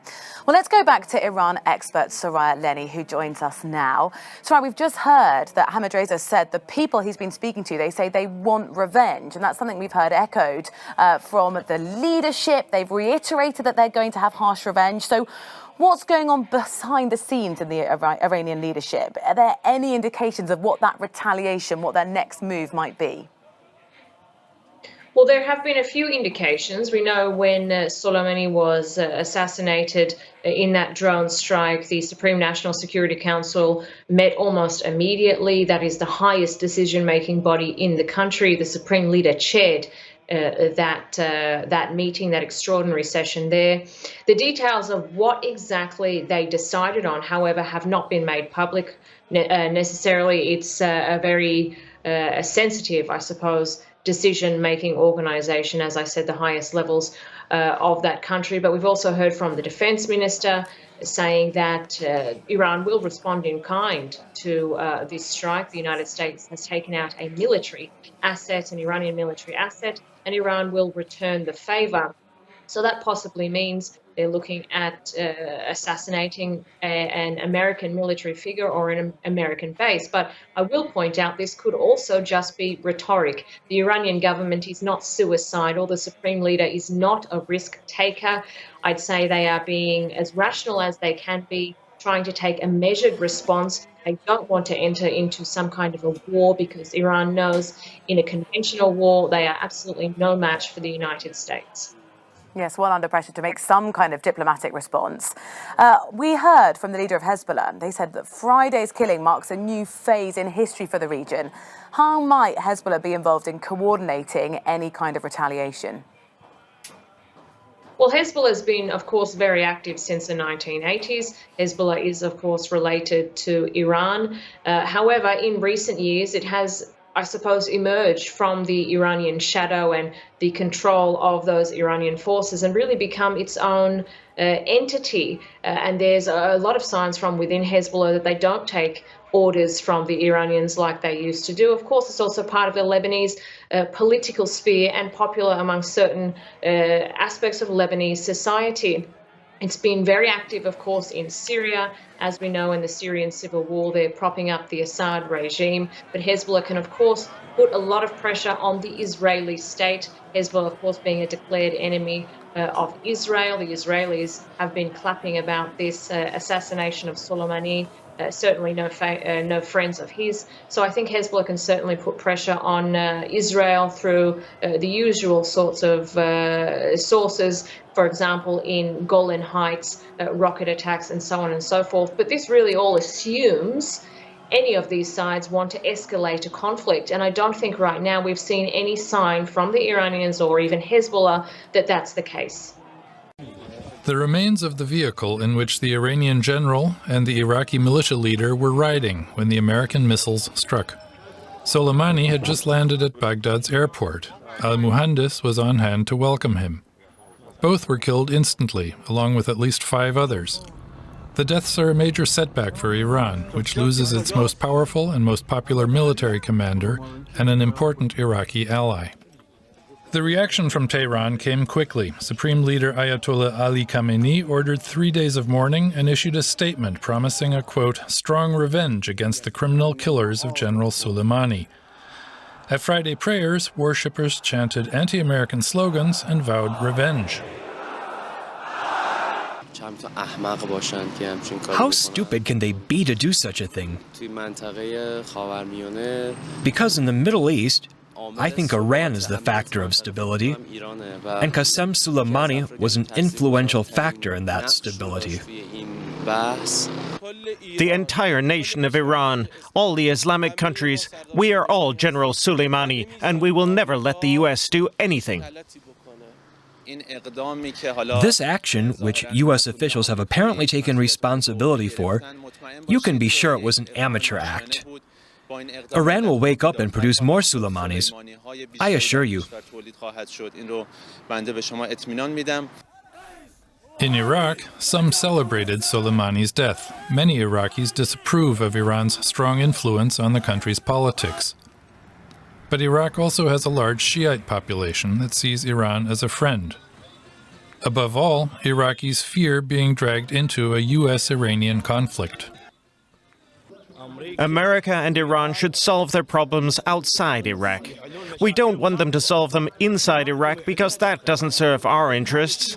The people who've gathered here aren't celebrating the killing of Soleimani or anyone else because it doesn't serve us at the end of the day. The conflict was already ratcheting up before this latest airstrike. On Thursday, 750 American soldiers arrived in Kuwait. Now Washington has directed U.S. citizens in Iraq to get out of the country immediately. And for more on this story, I'm joined in the studio by Guido Steinberg from the German Institute for International Security Affairs and US political analyst Rachel Rizzo. Guido, can you give us a sense of just how much potential this airstrike has to unleash turmoil in an already extremely volatile region? Well, you can't overstate the importance of General Soleimani for Iranian expansion in recent years. He has been the general of his generation in the Iranian military. So the Iranians, from their point of view, will have to react. And the problem is that they have already escalated the conflict with the United States. Just think of the Iranian attacks on the Saudi oil installations in September. The next logical step, I think, would be first to kill Americans. I think that is what's going to happen, not imminently, but perhaps after some months. And the Iranians will try very hard to evict the United States forces from Iraq. Rachel, what do we know about how this US decision was made? Would President Trump have given the go-ahead fully aware of the possible consequences? So this attack, this killing was directed by President Trump himself. The Department of Defense tweeted that this was a defensive, decisive action directed by the president. The question is, what comes next? And has the U.S. national security apparatus been working behind the scenes? And are they prepared to have a response from the United States, depending on how Iran decides to respond? OK, well, we'll talk more about the implications of his death in a moment. But first, let's take a closer look at this significance. As commander of the elite Quds force of Iran's Revolutionary Guard, Qasem Soleimani was Iran's top general. He was also its most recognizable and popular military commander. Supreme Leader Ayatollah Ali Khamenei once called him a living martyr of the revolution. Soleimani joined Iran's Revolutionary Guard after the Iranian Revolution in 1979. He saw action in the 8-year Iran-Iraq War. In 1998, he became commander of the Quds Force that conducts Iran's clandestine and foreign military operations. The U.S. considered him a terrorist and blamed his Quds Force for the deaths of hundreds of American soldiers. Soleimani was especially active in Iranian operations against rebel groups in Syria, against the so-called Islamic State, and supporting Shiite militias in Iraq. Over the years, Soleimani survived a number of scrapes with death, including an airplane crash in 2006 and a bombing in Damascus in 2012. He was 62 years old when an American missile killed him in Baghdad. Guido, what was this top Iranian general doing in Iraq? He's an Iraqi politician. The Quds Force is responsible for Iranian foreign policy in the Eastern Arab world, especially Iraq, Syria, Lebanon. And he has been called the most influential person in Iraq by Iraqi politicians in recent years. In fact, in order to become prime minister in Iraq, you needed the consent of Qasem Soleimani already in 2006, in 2010, 2014, and 2018 again. So it was quite a routine event. And he was visiting his friend, Abu Mahdi al-Muhandis, the head of the Hezbollah brigades. These are the closest ally of the Iranian Quds Force, the guy who has been killed with him, and the militia responsible for the attacks on Americans in recent weeks, and the militia mainly responsible for the attack on the American embassy just 3 or 4 days ago. Rachel, let's have a look at the US now. What's the reaction been in the US to Soleimani's killing, politically, but also from the public? Unsurprisingly, the reaction has been pretty divided amongst political lines. So this killing was carried out without the knowledge of top congressional senators like Chuck Schumer and Congresswoman Nancy Pelosi. And you've gotten tweets from some Republicans like Ben Sasse, Tom Cotton, Lindsey Graham, saying that this attack was coming. The Iranians have been punching the U.S. in the nose for long enough, and they should have expected it and they deserved it. Democrats, on the other hand, have had a very different reaction, saying that, yes, Soleimani had blood on his hands, but this is an escalation for which the U.S. might not be prepared. And so when Congress comes back from its recess next week, we can expect them to kind of start looking at checking the president's war powers. But as you saw from Trump's tweet, just the American flag, he's going to use this to try to drum up support from his base. Does this attack figure in any kind of plan that or strategy that President Trump has for the Middle East? So the question is, does Trump have a strategy in the Middle East? And if so, what is it? Obviously, countering Iranian influence as well as supporting U.S. allies, Saudi Arabia and Israel is a mainstay of that. But this killing, I think, puts the U.S. administration as well as diplomats and forces abroad in an impossible spot, because now the administration has to strategize and think 5 or 6 steps ahead. And given that the president himself is sort of a rogue actor and likes to, act very impulsively, this is going to be pretty difficult, a difficult one for the U.S. to navigate. Guido, can we get your take on that? Can the international community discern any coherent Middle East strategy from Washington right now? There is nothing like an international community, and especially not in this regard. We have seen an escalation between the Iranians and the United States in recent months. And the problem about this escalation is that the United States, I think, doesn't have a strategy. Maximum pressure is not a strategy. It's not clear what they want. And I would have expected a military response by the latest after the attack on the Saudi oil installations. It has been U.S. policy to protect the Gulf states from any kind of attack since President Carter, the Carter Doctrine in 1980. And President Trump didn't follow up on his threats, and I think that was the mistake that prompted the Iranians to escalate. They thought they could get away with anything. Such a kind of attack and targeted assassination of a regular military commander should only happen if you are ready for military conflict. And the Trump administration is obviously not. Not yet, at least not before the elections. All right, we'll have to leave it there. Guido Steinberg and Rachel Rizzo, thanks so much for your analysis. Thanks.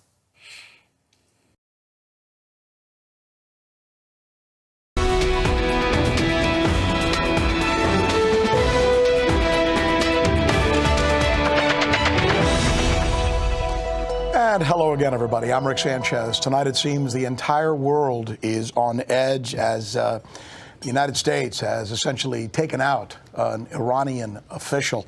As we all collectively hold our breaths. It seems the question to be asked is now, what is next?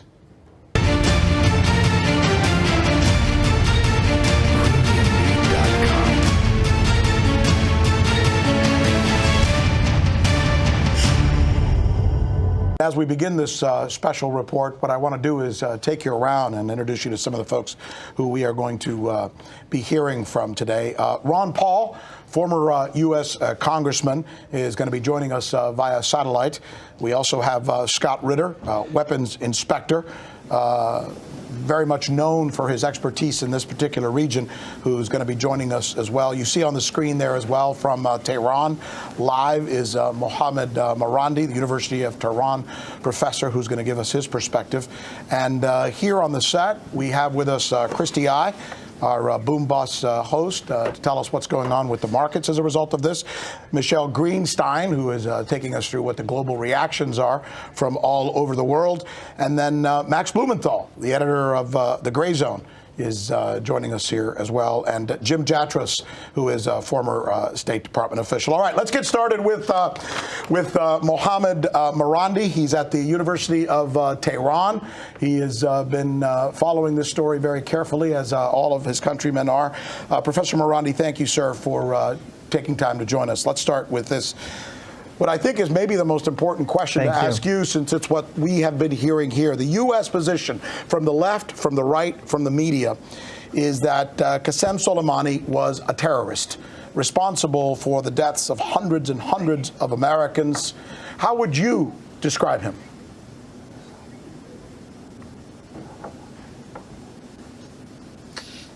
Well, Iranians see him as a hero. Not only was he a war hero during the invasion of Saddam Hussein, where the United States and the Europeans gave Saddam Hussein everything, including chemical weapons, and he was a key commander during that war, a volunteer.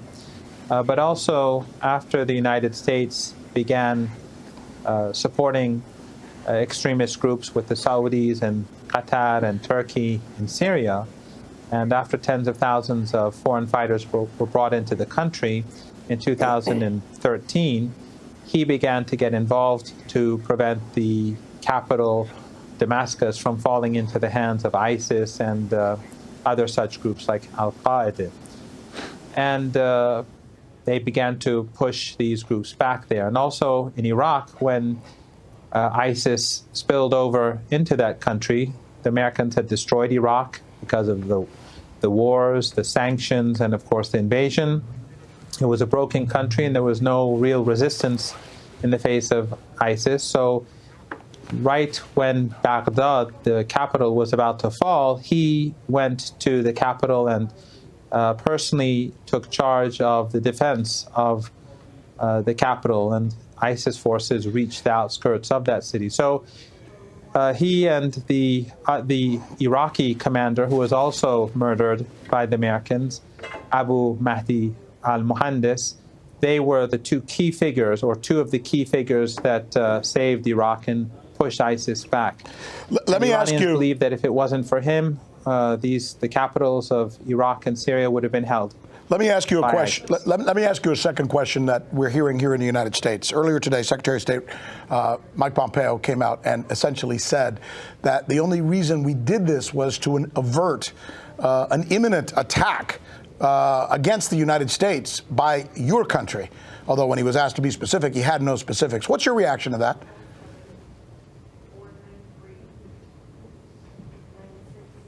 Well, first of all, the United States government behaves with arrogance. They are judge, jury, and prosecutor, on the one hand. Second of all, Pompeo himself just a few months ago said that when in the CIA, we were taught to lie, to cheat, and to steal. And that's what the United States did when they invaded Iraq in the first place. They fabricated intelligence about weapons of mass destruction and cooperation between Iraq and Al-Qaeda, and justified their war and their destruction of the country. But also, in addition to that, when the Americans wanted to strike the Iraqi target a couple of days ago, and they wanted to kill the 30 young men who were on the Syrian border fighting ISIS, the American Secretary of Defense called the Iraqi Prime Minister. The Prime Minister told him not to carry out the attacks. He was ignored, but also the Prime Minister told him to provide the Iraqis with the intelligence that they have, and he refused. Why? Well, part of it is arrogance, and part of it is that there was no intelligence. So the United States, whenever they need to justify something, the government, they'll say something, and the media will mimic whatever the State Department, the White House, or the Pentagon says. Final question to you. Final question to you regarding the situation right now there in Iran. We have been seeing pictures. In fact, I don't know if, Peter, we might be able to put some of those videos up of these crowds that have been amassing around Tehran today, apparently in mourning for the general's death. The question is this, do you believe, going to unify Iran? Especially based on the fact that last time I talked to you, we were talking about the fact that people in Iran were essentially angry because of the economy there, and now they're having protests against the United States. Well, the Iranians were very angry, and I think they continue to be angry with the administration because of their the way in which they increased the price of fuel. But General Soleimani has always been a very popular figure in Iran throughout this period, and even Western polls admit that. But it has united the country, and there are crowds and gatherings across the country, and I think the funeral the day after tomorrow will be enormous. But also, tomorrow there will be a funeral in Iraq, and he will be his body will be taken to a couple of the cities in the south of Iraq. And it's predicted that there will be huge crowds in Iraq, both for him and for Abdul Mahdi al-Muhandis, the Iraqi commander that the Americans assassinated. And in fact, the Americans carried out an act of war on both Iraq and Iran. But I think that when the people see the crowds tomorrow, they'll discover that the narrative created by the United States, the Saudis and the Emiratis, that the Iraqi people hate Iran, I think that narrative will become will suffer a great deal, and they will see how Iraqis feel about General Soleimani and his role in saving their country. Mohammad Marandi, Professor, our thanks to you, sir, for taking time to share your perspective there from Tehran. Thank you, sir. We're going to be joined now by our panel. This whole notion that suddenly what the United States has done may actually be a unifying factor for the people of Iran is one that we probably should take a good look at. Scott Ritter, I'm going to bring you in for this. Do you think as you like to say in your field, the blowback or the backfire here will be the fact that we're actually going to coalesce some forces in that region, specifically inside Iran and maybe beyond its borders as well? Well, first of all, let's be straight. There was never a problem inside Iran, not one worthy of mentioning in this context. The Iranian government is firmly in charge. There is some discontent about the economy, but it never rose to the level that threatened the viability of the Iranian government. So the notion that the death of General Soleimani is somehow going to coalesce the Iranian government is ludicrous. They were already coalesced. They already were unified in their position against the American posture in the Middle East. The real danger here is that the United States probably tipped the balance in the Iraqi parliament to vote for legislation that kicks the Americans out of Iraq. Now, this has been a long time goal of the Iranian government to get the United States military out of Iraq, and thanks to President Trump, we probably just facilitated that happening. The Iraqi government is very angry. The Iraqi parliament is poised to make a vote, and that vote will probably be for America to leave Iraq. Let's go to Jim Jatras, former State Department diplomat here. That's an interesting point that he made. You want to follow up on that? Yeah, the first question, I think Scott is exactly right. And the next question occurs to me is, when they do vote for us to leave Iraq, will we actually leave?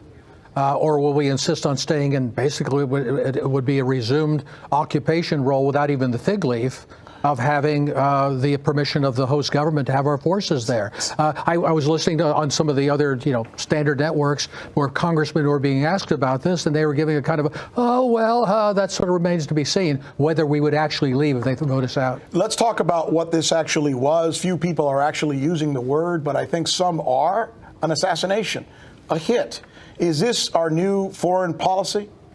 Max Blumenthal? This reminds me distinctly of Israel's mode of operation, particularly in the Gaza Strip. It reminds me of what they've done since the Second Intifada, when they dropped a 2,000-pound bomb on a civilian apartment block to kill Salah Shahada, then the commander of the Al-Qassam brigades, the armed wing of Hamas. But they're not dealing with a local militant group like Al-Qassam or Palestinian Islamic Jihad. They're dealing with a regional power, and Iran is going to do something to demonstrate just that back to the U.S. I don't think that Donald Trump realizes what he's just done.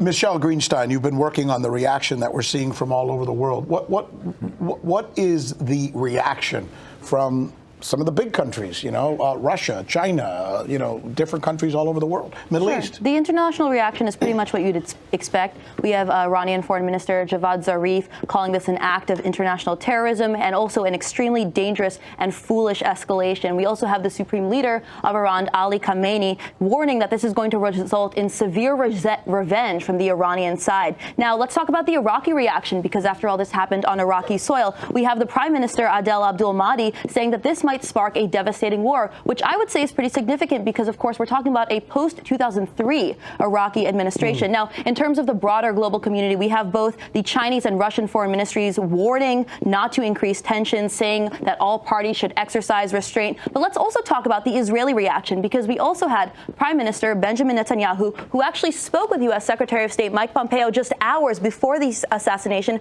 praised the strike and claiming that it was an act of self-defense. Take a listen. Just as Israel has the right of self-defense, the United States has exactly the same right. Qasem Soleimani is responsible for the death of American citizens and many other innocent people. He was planning more such attacks. President Trump deserves all the credit for acting swiftly, forcefully, decisively. So you have Israel kind of towing the Washington line, which is that this is an act of self-defense. But then you had the United... Or is it vice versa? Right. I mean, that's the big question, isn't it? But then you also have the United Nations Special Rapporteur on extrajudicial killings calling that claim into question. Take a listen. Okay. Under international law, self-defense to be lawful will need to be invoked in situations where there is an imminent attack against the interest or the territory, in this case of the United States. At this point in time, the United States has not thus far provided any information suggesting that there was an imminent attack.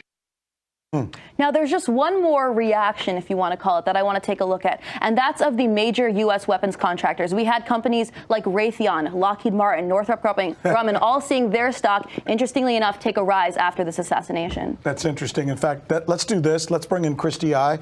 She's our financial expert here at RT America, and we use her a lot on the Rick Sanchez show. You always have to ask yourself in these situations, right? Who stands to gain? Who stands to gain? Exactly, and I'm so happy you brought that up, because let's take a look at this heat map that we have here showing what the state of the current U.S. equities market looks like in the past 24 hours. So if you look at it, global equities dropped around the world, and you see this is like a sea of red, with most of the majors such as tech and healthcare all falling. But the big points of standout green are obviously in oil, energy, and utilities, consumer staples, which is a very safe stock, and that light green up on the upper right-hand corner, which is all defense stock. Defense, Northrop Grumman, Raytheon, all the defense contractors as well as manufacturers who are benefiting from this. That's amazing. It's almost like you can almost predict the pattern immediately after you saw this, right? Exactly. And this shows that there's a tremendous risk-off movement in the market, because remember, this is only the second trading day of 2020. So most of the portfolio managers, they positioned yesterday in preparing for this enormous trading rally that they've been all running into, only to have the entire global equities market fall out from under them. So now you see a massive repositioning, and they're all moving into safety assets and currencies such as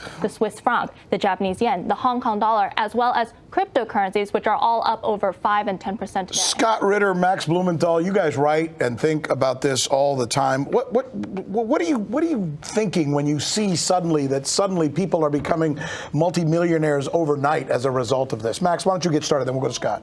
I actually don't see a lot of strategic advantage here from a national security perspective. What we're looking at here is an extreme wing of the national security state, which has aligned itself tightly with the axis of extremism represented by Israel, particularly its Likud party and Netanyahu, the UAE, and Saudi Arabia. And this axis is extremely upset that Qasem Soleimani managed to mobilize the Hashd al-Shabi, the popular mobilization units, and destroy ISIS, which was, in many ways, a proxy force that supported their interests of destabilizing the Middle East using Wahhabi, Salafi, jihadi proxies. And so this is in many ways revenge, but it's also imperial hubris, because Soleimani not only is one of the most popular figures in Iran, people are in the streets crying because he's been killed. This is seen as an attack on all Shia people in the Middle East. And the U.S. doesn't know. I don't think they understand what they have just triggered. Scott Ritter, I want to bring you in on this conversation. What are you thinking about this hit? How would you describe it to the American people so they can better understand it? An absolute unmitigated disaster of a scale of which they are unable to comprehend at this point in time, because right now we don't see a cost. I mean, we're used to this. We're used to seeing American forces deployed to the Middle East. We're used to seeing American drones take out high-value targets.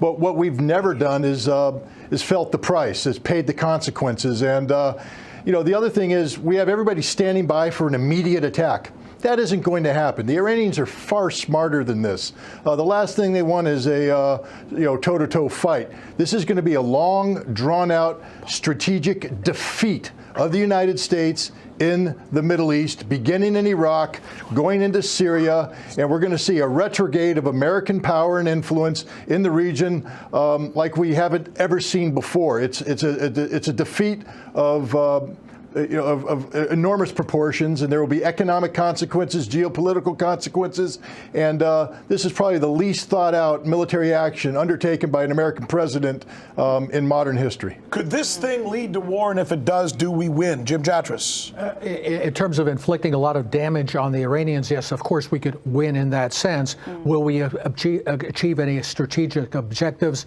I don't think so, and I don't think we understand. I mean a war. I mean a mano a mano. Our troops, their troops. Can we win that war? We can win in the sense we can inflict a lot of damage on the Iranians. Can we achieve anything where we actually have some objective that we've met? I don't think so. Scott, do you quickly, Scott, before I go, because we have a special guest standing by, what would your answer to that question be if somebody asked you, could we win a war against Iran? Look, the new Marine Corps Commandant answered that question when he put out his mission statement. He said, we can no longer count on maritime amphibious forces being able to close with an enemy shore and debarking troops because they have standoff weapons that will sink our ships before they get close. The Iranians have those standoff weapons. This will, if we go to war, yeah, we'll inflict damage, but guess what? They will too.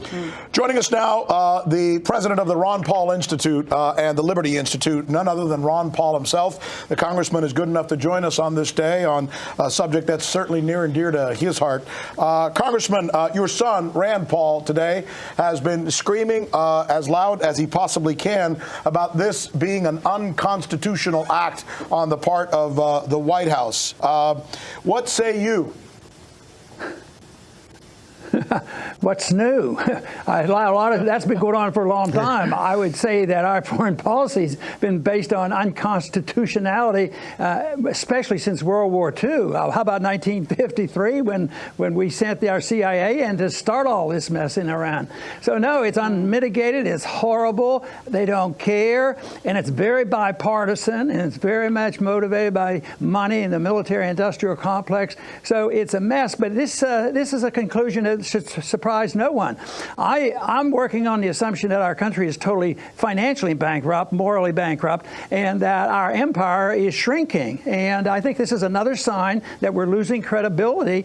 And I think the best thing that could happen in the immediate future is for Iraq to take a stronger stand and say, get out. We're tired of you. You've saved us from Saddam Hussein, but we don't need more, saving us. So I think they need to pass up and say, get out, and get the public pressure on in the world pressure to say, well, they have a right to it, because certainly our agreement to be there didn't authorize us to take the law into our own hand and start shooting and killing and shooting, diplomats that are just coming into the country that had a right to, and they didn't cause a threat. This whole idea that we, the United States, had to do this to save American lives, I feel less safe when we do these kind of things. And there's a lot of Americans have died since Dr. Paul, I just got to ask you, do you think this is an act of war, as some have been asserting, while others say, well, the guy wasn't in Iran, what was he doing in Iraq in the first place?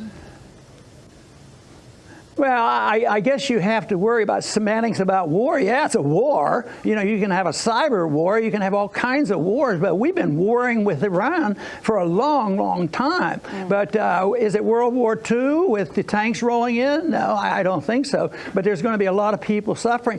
I've been arguing that sanctions are an act of war. And has Iran suffered from sanctions? Yes. But it built up a backbone for them. It didn't undermine their government. So sanctions are an act of war, and we participated in it all the time. And I think that's where it starts. It's interventionism is immoral and unconstitutional, and it is a war of sorts. But I don't see it as a war like World War II.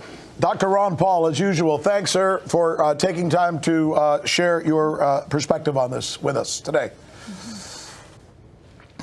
Let's do this. I want to go around the panel real quick and ask you a question. How many people here, raise your hand, if you believe that the United States was about to be attacked, and because of that imminent attack, we had to take this guy out? Because that's what our government is saying. Raise your hand. Nobody. Scott, you don't believe that either, I imagine, right? Not at all. Second question. How many people here believe that this guy was a dangerous terrorist? That he was a dangerous terrorist? Raise your hand.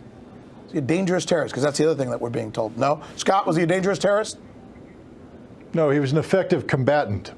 So the question then is, as all of us watch the media today, I've been watching Fox News and MSNBC and CNN and, reading some of the New York Times. That's the prevailing story that's being told to the American people. How troubled should we be by that? Extremely troubled, because it's like you're supposed to trust the media, and this is just like they're exaggerating the truth. It's not even a truth, essentially. They're creating this fear amongst us, and they're creating it so that we fear the Middle East. And it's like this entire thing that we shouldn't even believe in. It's contextual, isn't it? It is contextual. And the thing is, this is something that we should be afraid of, because the United States government has profited from war every single time they started a war. The stock market has gone on a tremendous rally every single time there has been a war in previous history. Good point. Go ahead. I've noticed on all these channels, one of the things they're putting on Soleimani's account is saying he was propping up the Assad regime in Syria. He's got the blood of hundreds of thousands of people on his hands. By that reckoning, and the fact that he's a high state official in a government that we're not at war with, we've crossed a Rubicon, not only in Tehran, but in Moscow, Beijing, Pyongyang, Caracas. Do they all have to sit there and say to themselves, all right, do the Americans now feel entitled to kill anybody in our government because of what disagreements over Syria or whatever else? Michelle. Well, I think the main thing we need to focus on is something that Max touched on, which is why is this such a strategically bad move? Because he was so popular. Why was he so popular? Because of his key role in fighting against ISIS. We have to understand that in these Iranian cities, from Kerman to Tabriz, the streets are literally filled right now with people mourning the death of this general. And we have protests in cities elsewhere, like in Islamabad or in Kashmir, where they're actually burning American flags because this man was a chief general in the fight against ISIS. So to Iranian people, to people worldwide, he was a national hero. He achieved sort of a celebrity status because of his role against ISIS. And not only did he survive many assassination attempts, by Western governments, Arab governments, Israeli governments, making him famous. Sure. Let's suppose he was a bad guy. Let's suppose he was. There are bad guys all over the world, by the way. There's a lot of people who are bad guys. Yeah. Even if he was a bad guy, as we say other people are in places like Venezuela and Uruguay and wherever, that right? guy only depends on which side you're on. Well, that's what I'm saying. Yeah. Does that give us the right to assassinate him? Let's consider that Qasem Soleimani and Abu Mahdi al-Mohandes worked hand in glove with the United States, first against the Taliban, a mutual enemy, and then against ISIS, losing something like 30,000 men, common Shia people who went and followed the fatwa of Ayatollah Sistani to fight and defeat this this existential threat to their existence in Mosul. They worked with the United States. This is a person who commanded people who in many ways have protected the national security of the United States against ISIS, and the U.S. continues to support ISIS alongside its Israeli and Gulf allies. A perfect example of that is where was Abu Bakr al-Baghdadi, the founder of ISIS, killed in Idlib, which Donald Trump is protecting from Syria and Russia right now. Here's a question a lot of people are wondering about, too. They've been reaching out to us today. Bill Clinton in, what was that, 98, right? The wag the dog when he attacked the Balkans. In the middle of his impeachment. Some people are wondering if the same thing is going on now with Donald Trump, if he needs this politically. Scott, let me have you tackle that one first. I don't believe so. I don't think that I don't think impeachment has anything to do with what transpired. The issues with Iran predate the articles of impeachment. As John Bolton indicated, the decision to take out Qasem Soleimani was made, a while back. They just picked this moment in time to pull the trigger because he was a target of opportunity. This is about bad policy, not about a president reacting to pressures of impeachment. We have to. The president knows he's not going to be removed from the Senate. We have to ask the question before we end this show of what we think might happen next. What will Tehran's response be? Anybody want to tackle that? What do we think there is? It going to be blatant or is it going to be more opaque? The key word is going to be asymmetrical. It'll be something that is not a direct response to what we did. It'll be harder to pin on them. And meanwhile, picking up on that question, I think Trump is now, I think this is the final end of his having any real agency as the head of this government. He is now completely controlled by the subjugated to the these deep guys. State, the neocons, the Borg, whatever you want to call it. Go ahead, Max. Qasem Soleimani cut his teeth in the Iran-Iraq war. He learned the lessons. He and now his successors, and he's been planning for his martyrdom and succession. Right. They do not want a conventional conflict like that. They understand these lessons. And again, as Scott said, it could take some time. There's going to be a lot of strategic patience. What a great panel. Thanks so much to you, Max, to Scott Ritter, Christy I, Michelle, Jim Jatras. Thank you all. And there's one other thing that this attack illustrates, which may be a warning to other countries, and it is this, which we should mention before we go. Back in 2015, Iran agreed to dismantle its nuclear program. It trusted that by doing so, it would improve its relationship with the United States and other Western countries. Instead, at least from Iran's vantage point, it appears that by giving up their nuclear leverage, they have invited an attack, which is exactly what they got last night. What signal does that send to other countries now, like Saudi Arabia and North Korea, who may at some point consider signing a similar nuke deal? In short, has the prospect of peace and nuclear deterrence just been hindered by this attack? Good night.